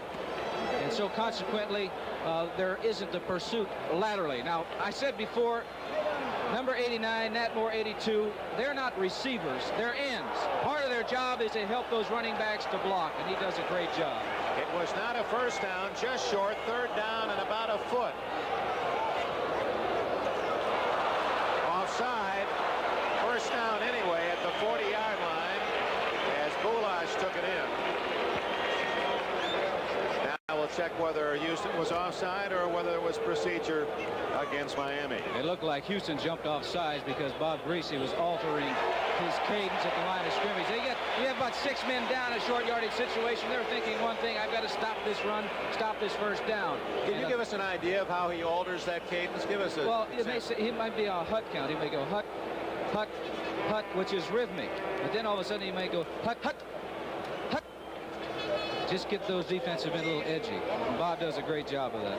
Dolphins least penalized team in the entire National Football League, and they've not committed a foul yet in this critical game. You mean they haven't been caught? Only 78 penalties in 16 games. That's remarkable. But Don Shula, even in practice, if he sees someone offside or holding, he gets on him right then. He's really a stickler for it. Well, most penalties are concentration, just like that last penalty. The defensive lineman is supposed to look at that ball. When the ball moves, you move, not before.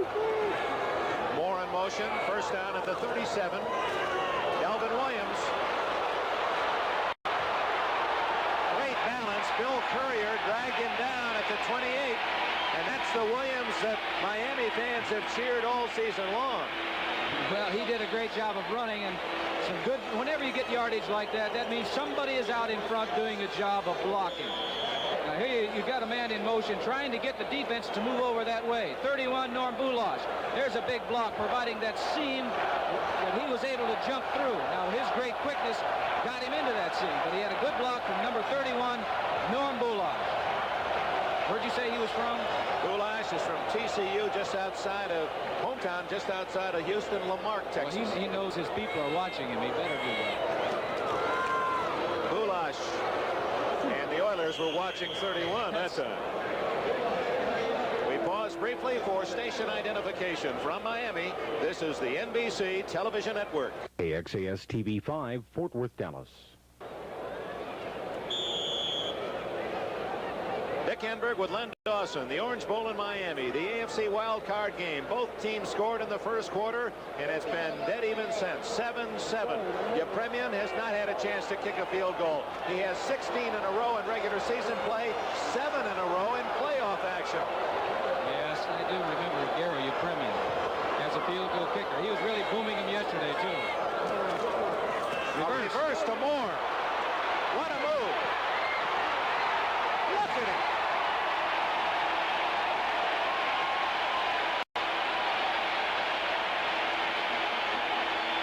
The cat-like moves of Ned Moore. First down, Miami. I'll tell you, the versatility of this young man is amazing because he can do so many. He knows the entire offense. This is a great situation to run this reverse. Now watch this move right there. The fake inside, jumping outside. Now he's not through yet.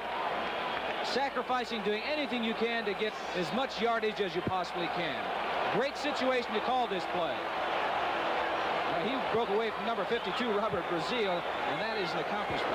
First down, Miami, a 7-7 tie, 5.5 minutes left in the third quarter. Intended for Moore. He drew a crowd. Kiner was back there, so was Reinfeldt and Stemrick. I'll tell you, though, that pass by Bob Greasy looked like it had as much velocity and authority on it as anyone that he's thrown so far today. The professorial appearing quarterback of the Dolphins. They call him Peabody's his nickname, Mr. Peabody. But he fired that ball. Unfortunately for Miami, it was a little high, and Nat Moore really never had a chance to come up with it. Moore saying, hey, give me a blow here. Here's nervous time. Here is nervous time now. You know, this is, look at this, when field goal kickers go through. And he's saying over there, Bob, please get him in for a score. Get 6. Second down and 10.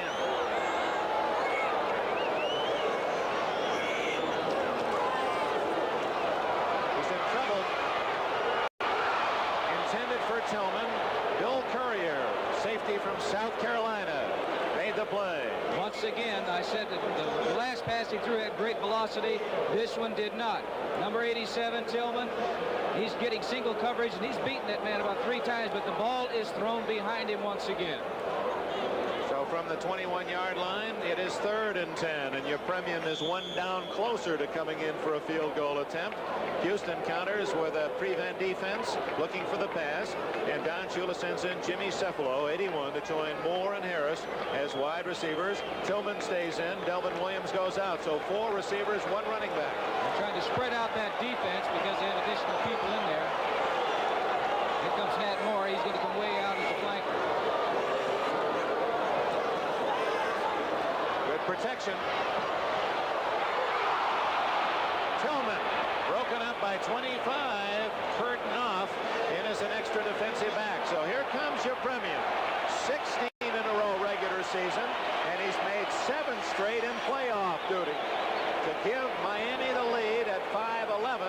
Yepremian is going to have to kick one about 38 yards. The last time he missed a field goal was a game they did with Merlin Olsen in New England. That seemed way months and years ago. Well, 16 in a row, that had to be. He's used to this pressure. He's used to playoff competition, so this situation should not bother Yepremian at all.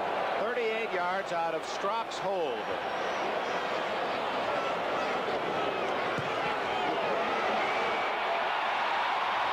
No good. He misses to the left. All good things come to an end. 5:06 left. The Oilers, the Dolphins, each with a field goal chance to take the lead, have failed.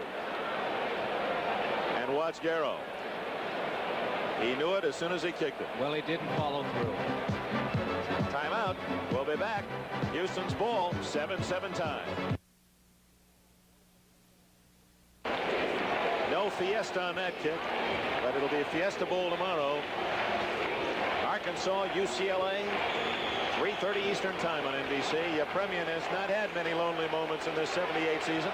You notice when they make a field goal, everybody comes and claps on their back, but if they miss it, nobody talks to the field goal kicker on the sideline. Jan Stenerud, your teammate, I'd like you to relate that incident, that double overtime. You got a chance. Earl Campbell.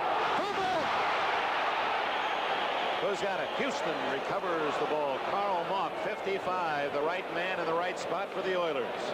I'll tell you, that was a lucky break for the Houston Oilers because he was really popped when he came through that line of scrimmage. That's the first time he's had the opportunity to run. And here's number 83, Vern Den Herter. Mid-block, but here's the hit right there, and it hits the football with the headgear, and it's gone flying. Unfortunately for Houston, as I said, it landed right back where Mock could pick it up. Campbell again. 28-yard line, short of the first down. But you have that feeling, Len Dawson, that Campbell, who has been kept in check throughout this game, is ready to break one. Well, he's like a caged lion, you know. You know eventually it's going to happen, but the way he was carrying that football that time, he must have huge hands because he was just carrying it in the open hand, you know, waving it around. The man who discovered pantyhose to hold those big muscles in place says it's prevent him from pulling the hamstring as a junior at Texas. He'd like to stretch one out. It's 3rd down and 2. Campbell again. First down. And the last man got him. Charlie Babb, Bulldog Campbell down at the 41-yard line, or he was gone. Well, you were saying, when's it going to happen? You know it's going to happen. This short yardage situation, and you'll see they're coming. Den Herter, Vern is just burying himself down there. But a good block by the offensive line. You get this man in this. Don't grab him with like number 41 Thomas did with his hands. You're not going to bring him down with hands. You better put some pads on him. But there's the seam. There's the hole. And thank goodness for Charlie Babb, or he's gone. Houston moving on the ground. Fumble! And recovered by 45. Wilson, the man who fumbled. So the Oilers living right in this drive. Campbell and Wilson have both fumbled, but the Oilers pounce on the loose ball with 3 minutes left in the quarter. Well, you're really right. They're living right. Something's going right because that ball is bouncing their way. And on that type of turf, it can go in any direction. Not like synthetic turf, where generally on synthetic turf, you'll get a true bounce. That's why baseball teams like to play on synthetic turf. Campbell giving a breather. Ronnie Coleman in with Wilson. 2nd down and 9. A gain of a yard on the fumble. Blitz is on. And Coleman gets out to the 44. Larry Gordon shot in from his linebacker spot, but the play was inside Gordon. For short yardage, it'll be 3rd down and 7. Yeah, but number 50, Gordon was the man that disrupted that whole thing with his penetration. He messed up the timing. They didn't want to cut it off inside as quickly as they did, giving A.J. Dewey an opportunity to come up with a tackle. They call him an A student. Aggressive and active and agile. Angry.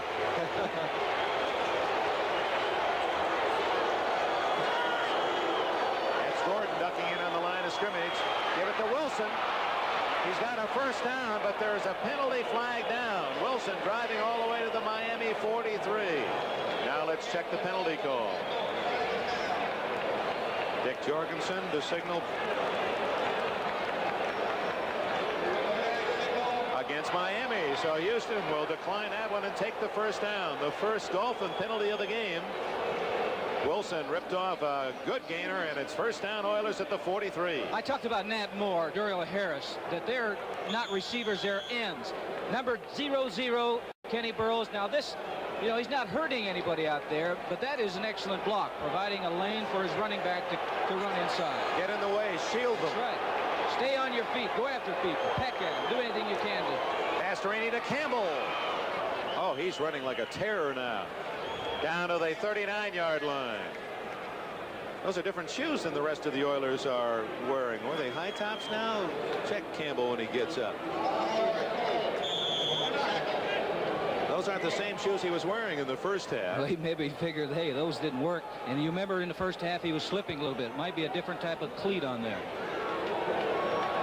He's been a first down runner all season long, and he picked up nearly 5 on that carry. Campbell again, breaking tackles. First down at the 28-yard line. And for the first time in the game, Campbell and the Oiler running game working at top speed. Dick, that was a great run. And you take a look and see the great balance that this big man has. Because look how low he is to the ground right now. But he trips over his own man. Looks like a lot of backs would go down. But he keeps those feet moving and those legs pumping. Comes right back up, and now he's going full stride right through the secondary.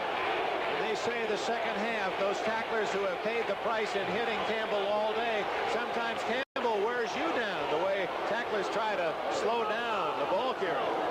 He punishes you. Reverse and a pass. Barber. Yeah, they didn't have a good grip. He threw that one in the ground. He was an ex-quarterback in high school, right?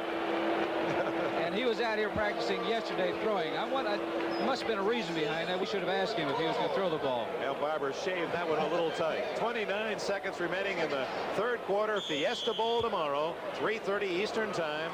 Arkansas's Razorbacks against the UCLA Bruins. Lou Holtz will be mic'd for the game. You'll hear all of his comments. Terry Donahue's fine UCLA team. After your Christmas morning, enjoy some football here on NBC. Should be a great game. Final seconds of the third quarter. Pastorini under a big rush.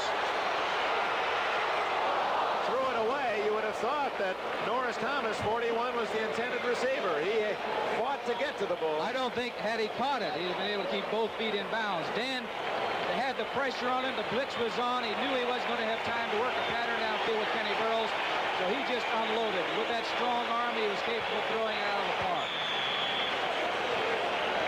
Norris Thomas, a talented football family, a couple of brothers, Lynn and Pappy, defensive backs at the University of Pittsburgh. He was in the same defensive backfield as Oakland's Ray Guy of Southern Mississippi. 3rd and 10. There's another great athlete, Ray Guy.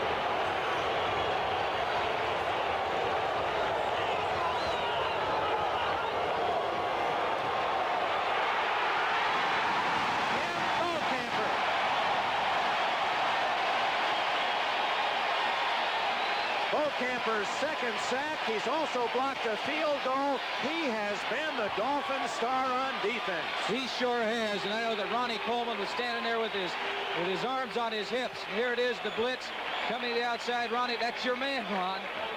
Hardly even slowed him down, and Pastorini once in getting sacked and went down. See, Larry Gordon, it was almost a crack the whip effort. Gordon started him off by grabbing Beaucamper by the arm. Watch 50 Gordon. He'll take Beaucamper and crack the whip him into the backfield.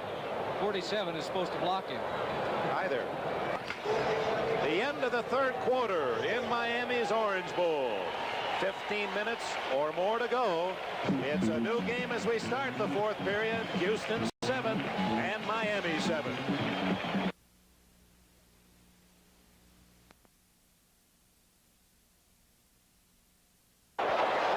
Who's got it? At the 30. At the 23-yard line, short of the first down, is number 39, Larry Poole, the ex-Cleveland Brown runner.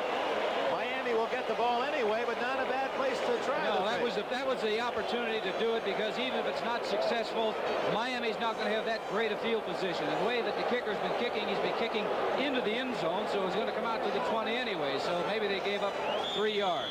It was worth the chance. Poole gained about 10, but it was 4th and 14. a little razzle-dazzle, but number 50, Gordon, once again, he's staying at home by staying at home, playing his position. Two outside linebackers, Gordon and Bocamper. Outstanding play for Miami again today. Tillman lines up left. Goulash and Williams behind Greasy. Goulash. Not much. Ted Washington. Jim Young made the tackle. Here's that address again for your tax-deductible contribution to help our American Olympic athletes. U.S. Olympics, Post Office Box 1980 N, Cathedral Station, Boston 02118. We're drawing ever closer to the Olympic Games in Moscow 1980, and we hope you'll feel more a part of it by making your tax-deductible contribution. Well, they started way back in July. And one of these teams will go home their season over. At the moment, a 7-7 tie. Duriel Harris. And a fine defensive tackle by the veteran Willie Alexander. Open field. Alexander, he was isolated. He had to make the stop, or Harris gains about 15 or more. If he did not make that stop, the offensive guard was coming around and picking up the safety man. That was Laxo. And so it was one-on-one with Alexander against Duriel Harris. And I'll tell you, defensive backs do not want one-on-one with Duriel Harris, but he made a fine play. Textbook tackle, the ball at the 26-yard line. 3rd and 7. Moore in the backfield, lined up at left halfback. Watch Moore. Greasy's looking for him. He finds him short of the first down at the 30. Greg Bingham was watching number 89 too. They are well aware of number 89, Matt Moore, and hopefully he's okay. That he's saying that he's all right. I think he's more disappointed the fact. Well, he's disappointed that he didn't go far enough. Now, outstanding receivers like Matt Moore know you go far enough to make the first down. See, he didn't get deep enough. He misjudged the yardage out there. He should have gone maybe 5 yards further. And if he makes the catch, he's at the first down territory. Robert Woods, who was a recreation leader in Little Rock, Arkansas a month ago, but we're number 42 of the Oilers, stands back at the 25-yard line as Roberts, who's been an outstanding kicker, almost a 48-yard average, gets ready to root it out of there. I'm sure Robert Woods is saying, how about kicking it a little lower this time? Give me a chance to run it back. Low snap, but no pressure. Let it bounce. Those are a little easier to handle. The 20, the 25, down at the 30-yard line. Tackle made by 57, Sean Clancy, a reserve linebacker. Timeout. 12:43 remaining. Oilers 7, Miami 7. Ball begins on the 30th, and throughout the early months of 1979, follow the NCAA's top teams on NBC.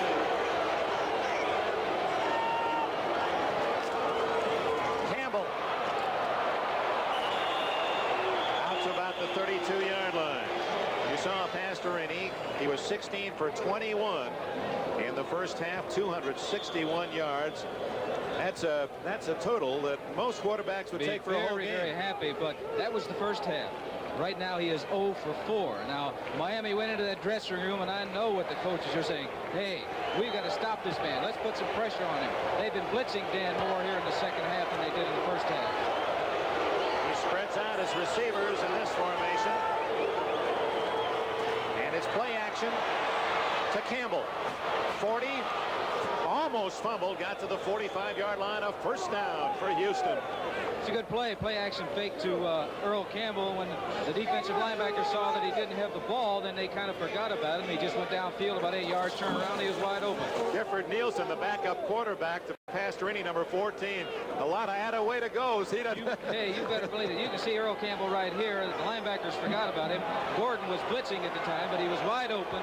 He knew how far he had to go, and you can see him go upfield right now. He knew he had to pick up a couple of yards for a first down. Flanker screen to Burrow.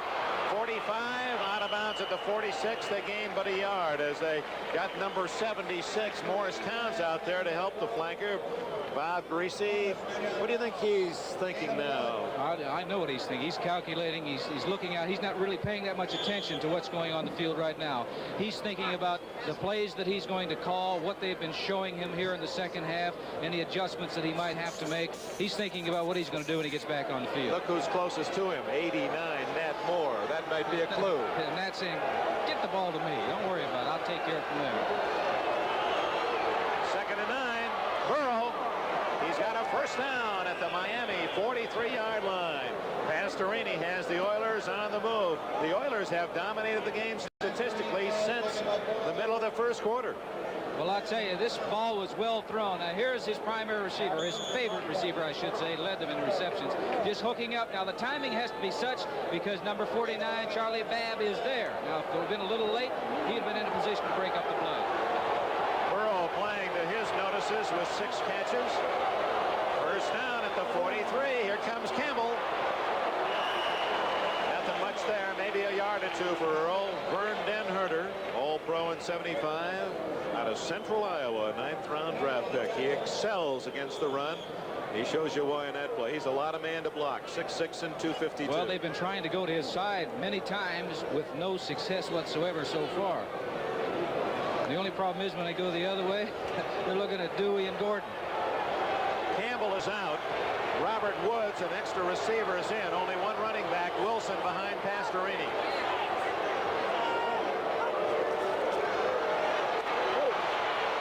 Wide open is Barber. And he can hurt you when he runs. He's to the 23 and a first down for the Oilers. Mike Barber wasn't trying to finesse anybody, was he? He got a hold of that ball, and he was going to get as much yards as he possibly can into a zone defense that time for the Miami Dolphins, and he was standing on the sidelines. A lot of times what happens is you get over there near the sidelines as a tight end, they forget about you. Linebacker Steve Toe trying to guard him. He picked up the first down. Barber, he's quite a team spirit guy. His name is Barber. He looks like he needs a shave.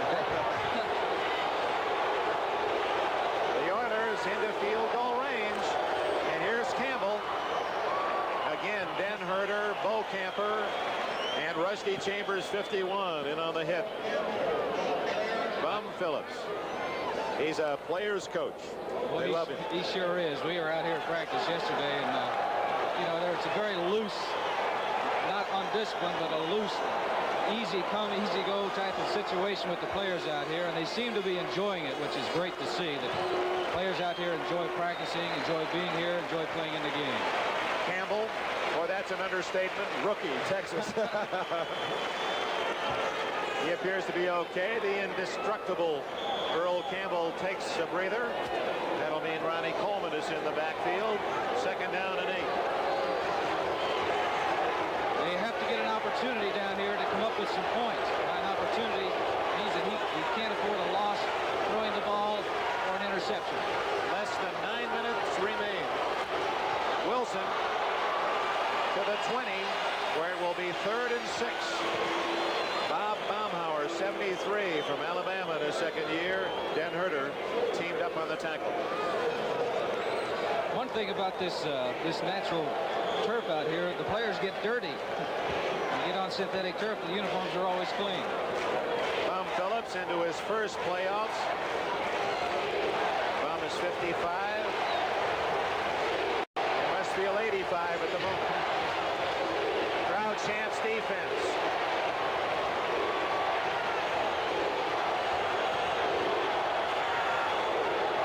Safety blitz. Wilson short of the first down. They ran away from the blitz, but they didn't get away from Baumhauer and Dewey. And 53, Bob Matheson. Here's Tony Frisch, his second field goal attempt. The other was blocked from 28 yards away. This one will be 35 yards out. You know, Dan Pastorini is the holder. I mentioned this earlier for Tony Frisch. Tony is accustomed to Dan holding and accustomed to all the things that he does. And it may not be much difference than Nielsen, the way he holds, but it all works on your mind.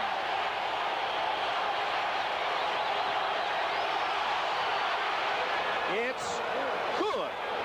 The Oilers take the lead for the first time in the game as Frisch hits it right down the middle. Garo Yepremian, he may have a chance later to tie it. But the Oilers celebrate their first lead in this game, and that was a great kick. I said before, when you make them, everybody claps you on the shoulders. They're all happy for you. We'll be back. 7:25 remaining. Houston leads 10-7. With Houston in front 10-7. You see it from the receiver's angle. Nat Moore waiting at the 5-yard line.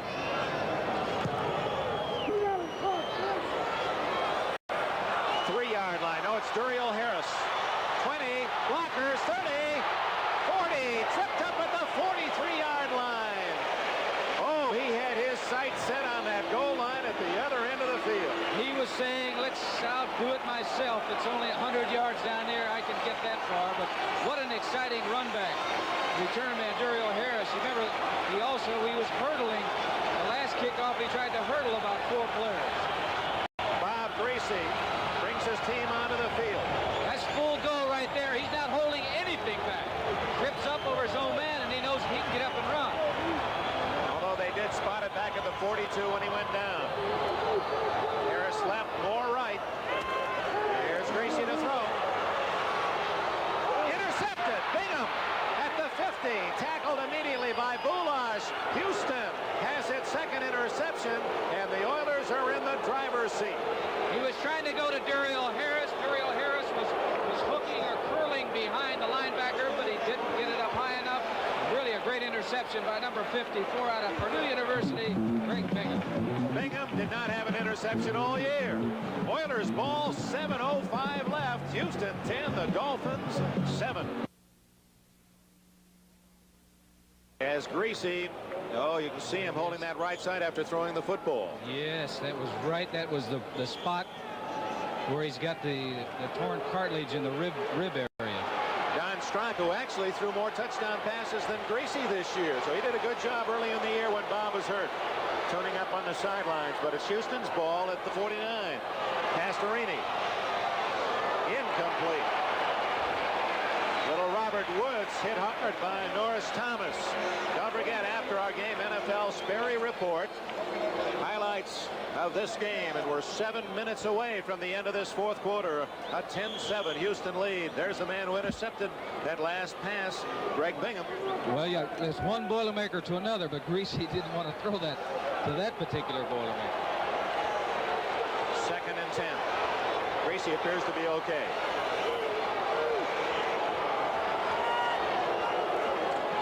Campbell.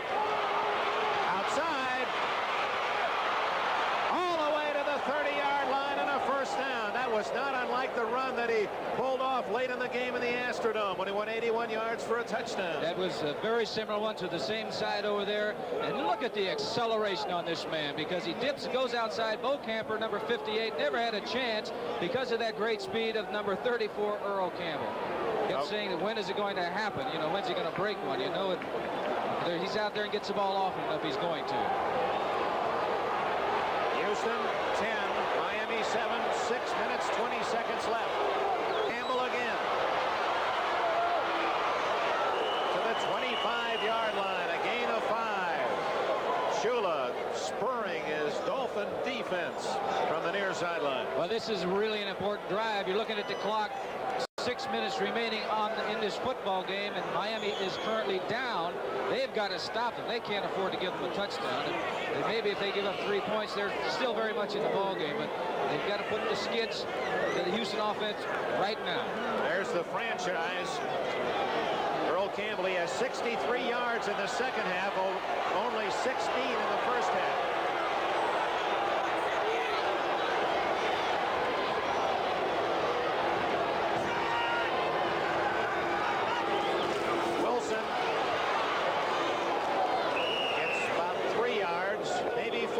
Second effort would bring up 3rd down and 1. Kim Bokamper off the bottom of the pile along with Baumauer. There's Tony Frisch, who has given the Oilers the lead with a 35-yard field goal in this fourth quarter. It's amazing what kicking a field goal would do. Remember, he missed one, it was blocked, and he was walking around with his head down. Now his head is up. He's got all the confidence in the world right now, and I know that he feels very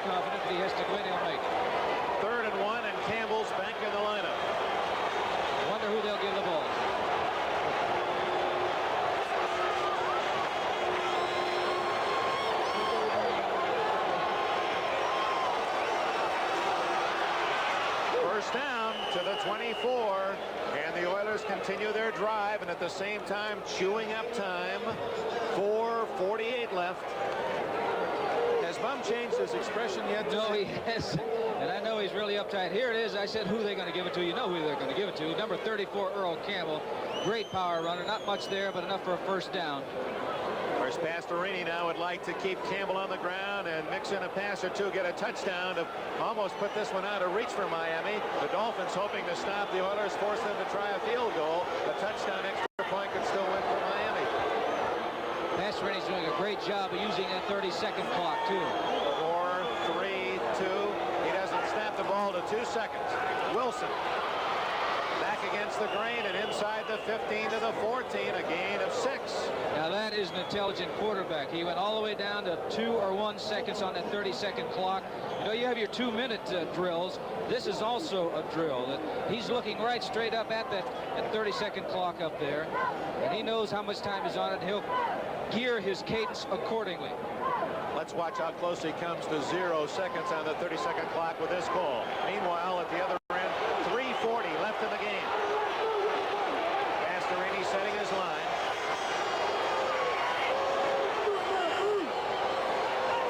Two seconds.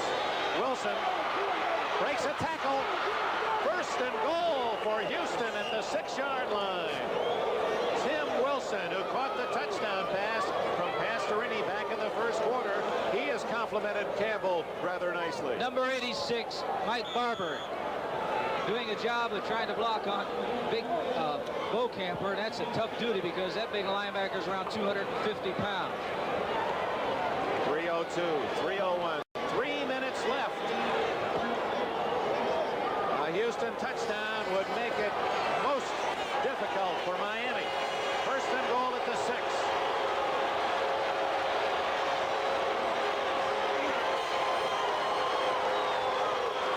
Wilson to the 3, and that time they snapped the ball with 1 second left on the 30-second clock. He is completely in charge of that offense out there. He's completely in charge of what is going on out there because he's utilizing every second that he possibly can. The score is not important now. They're ahead by 3. All they got to do is keep the football away from the Miami Dolphins. 22, 21.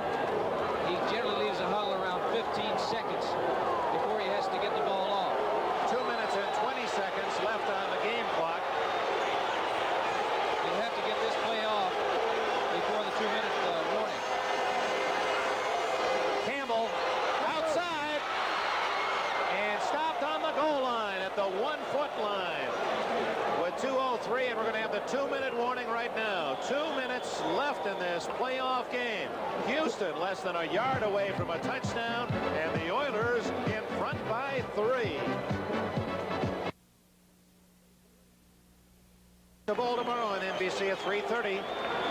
Special feature, Lou Holtz will wear a microphone throughout. You'll hear his coaching comments. Houston with 505 yards offense. Ball just outside the goal line. 3rd and goal.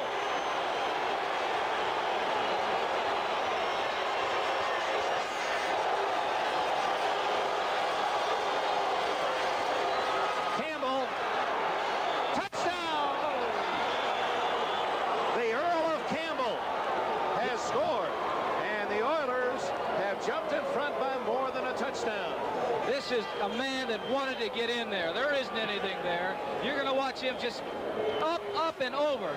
Just a great athlete, a great running back. And you notice that he had both arms around that football. He knew the one thing he could not do is cough up the football on the goal line. But it's up and over. The back went up first. That's Wilson trying to knock off some of the stray defensive players coming here because they know what's happening. They know he's coming up the middle. Well, he knows the way. He scored 13 touchdowns this year. And now Frisch will try to tack on the extra point. We didn't get a chance to discuss it earlier, Len Dawson, but you told me before the game, hey, home field advantage. Houston wanted to play in the Astrodome. Don't be surprised if they don't play a big game, and they have. We'll be back. Time running out on Miami.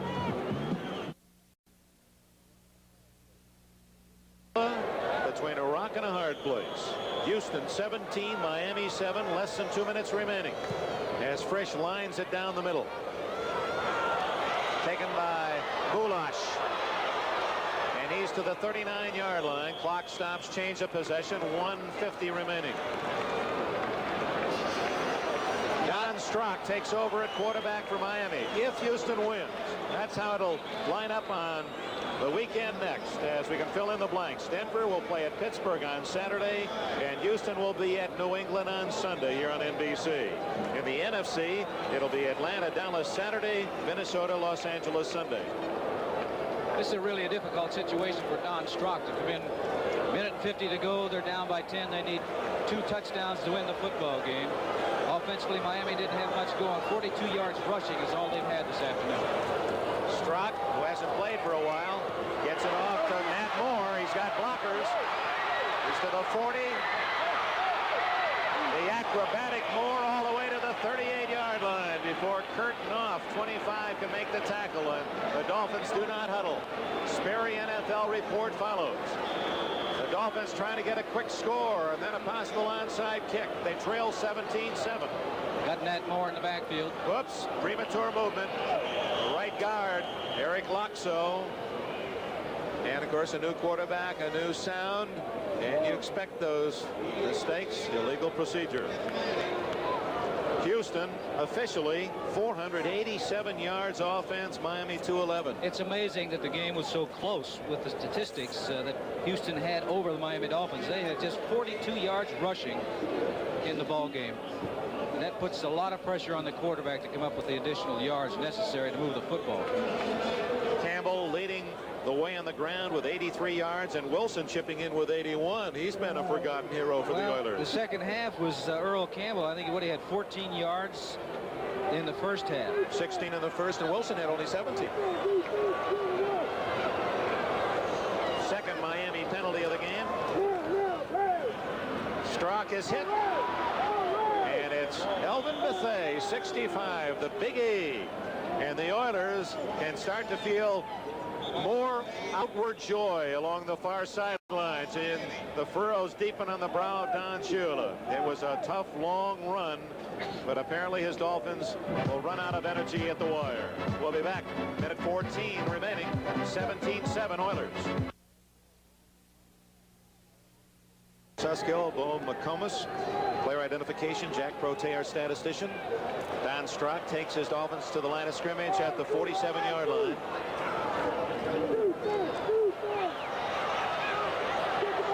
Going to be intercepted by Mike Reinfeldt, and that's going to about lock it up for the Houston Oilers. I can just hear them cheering down in the south of Texas as the Oilers have come into Miami's Orange Bowl, where the Dolphins have lost only once all year and almost unbeatable at home.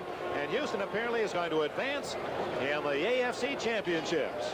Well, that was a big interception. Don Strock got hit just as he was releasing the ball, and the ball was underthrown by quite a bit. 37 Mike Reinfeldt was in position. You can see by the expression on his face, you know, what this game is all about and how disappointing it is to get this far and then not go on and not win. I want to thank the men who are in control of these NBC telecasts, and Don Ohlmeyer, our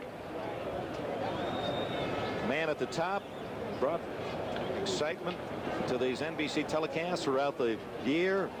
George Finkel and Ted Nathanson down in the truck today, and great pictures and replays, and we hope that we've captured all the drama and excitement of this sudden death playoff. A minute 6 seconds left for Pastorini to run out the clock, and the defense wish that Wilson and Campbell would do more of that. They've been punishing runners all day. Bum Phillips Oilers in his 4th year. This colorful Texas character, he certainly is true to the name of the city and the state that he represents. And he has brought new allegiance to the Houston Oilers faithful. They call them our Oilers now, yes, not Bud's Oilers. That's right. It used to be you'd go to the Astrodome and shoot off a cannon and wouldn't disturb anybody. They could go to sleep. But now, when you're down there with the pom-poms, those people get excited. That's right. I was down there a couple of weeks ago, and it was really enlightening to see, because you're exactly right. It was our Oilers when they were talking. A few years ago, it was, I guess, Bud Adams' team, or yours, or somebody else's, not mine. And there's the man who's made it work today, engineered this upset in Miami, Dan Pastorini. Over 300 yards passing. Here's a man with an elbow swollen twice the size, the right elbow, wearing protection for broken ribs. He has a knee brace a la Joe Namath, an ankle that a normal man couldn't walk on. And Pastorini hugs that football, and Miami forced to use a timeout. Bob Greasy, perhaps the one injury that Greasy tried to recover from and wasn't able to practice all week was more serious than all those put together that Pastorini had suffered under. And you can take a look at the statistics for Bob Greasy, 11 of 28. That's not the Bob Greasy that I know, the way he throws the football and guides that offensive team. The Pastorini was able to throw on Friday and yesterday. Bob Greasy didn't pick up a football until he came out here today. A reminder again, plenty of football action on NBC tomorrow, the Fiesta Bowl, Arkansas and UCLA. Then on New Year's Day, the Rose Bowl, Michigan against USC. And then we'll be here for the Orange Bowl. Merlin Olsen and I will see Nebraska and Oklahoma in their rematch. Don't forget the playoffs as it sets up now. It'll be Denver at Pittsburgh next Saturday. And on Sunday, you'll see Houston at New England. Oh, it's a delightful time for the football fan. And we've got some great action for you. Man of the Year, Earl Campbell. There have been a lot of Heisman Award winners that were not the great stars as pros, great people perhaps, but didn't excel the way this man has. He has made Houston a team that is worthy of playoff distinction and advancement, and he's a team player. Well, he really is. Sperry NFL report coming up right after this ball game. He's been hurt. He got hurt a couple of weeks ago. Here's a man, Don Shula, who's been in playoff situations many times. He's come out victorious. He had a season of all seasons, right? When he went undefeated, they said no, it could not possibly happen. But he guided the Miami Dolphins to a perfect, what was it, 16-0 record, and they won the Super Bowl game. That's how it sets up. Houston winning 17-7. They'll go to New England next Sunday, and on Saturday it'll be Denver at Pittsburgh, a rematch of the game we saw 2 weeks ago from Mile High Stadium when Denver lost the game with a football 2 inches from the goal line. If the game Saturday is anything like that one, it's going to be a great one. And Houston, they're going to get their troops back together. Pastorini should be a lot better next week than he was today. I don't know what he could do for an encore, 306 yards passing, but he should be healthier next week. This is going to be at 15 seconds remaining. Pastorini, after a delay of game penalty, just has to fall on this one. If he does, from there it'll be 2 points. 2 points for Miami as Pastorini gives the Dolphins a safety. That'll make it 17-9. The Dolphins will receive the ball on the free kick, but with a touchdown field goal lead, even should the Dolphins return it for a touchdown, they would wind up a point shy. Well, that's true. They don't have, maybe they bring back the old 2-point rule. I wish they would. I sure kind of like that. Don Shula right now says that I wish that they had it in the rule book, but that was a good move because they can take the kick now. They got their kickoff team out there. They should be getting pretty good coverage because the ball should get great height. So they can get down under it. 11 seconds to go. They're happy in Houston. Two of the outstanding teams, both with great running attacks tomorrow in Arkansas and UCLA. Most of you will have your holiday festivities out of the way, the presents opened, and perhaps even the Christmas dinner digested as you sit down. 3:30 Eastern time, UCLA and Arkansas right here on NBC. Kurt Gowdy and John Brody out there, I'm sure, watching the action here and ready to do their usual outstanding job for you tomorrow. Look forward to that one. Free kick by Parsley. Matt Moore. Might be the last play of the season for Miami. Moore to the 40. Down he goes. Clock stops. 5 seconds left. Now after this play, we're going right to New York for the Sperry NFL report. There, what a picture that is. Earl Campbell and Dan Pastorini. That's what it's all about. That's why these grown men are out here under a lot of pain coming out and playing this game. That's what it's all about. For Len Dawson, Dick Enberg here in Miami, we want to thank you for being with us today and hope that your day tomorrow is a very special one. Those faces, hey, it's already Christmas here in Miami for some of those men. For Houston, but I'm sure in a couple of days, Bumfield's going to say, okay, that was just one of them. We've got some more to go. Don Strock with a spread formation. Last play of the game. And almost symbolic of how it's gone for Houston's defense and Miami's offense. The Oilers sack the Dolphins 17-9. And now let's go to Sperry NFL Report in New York.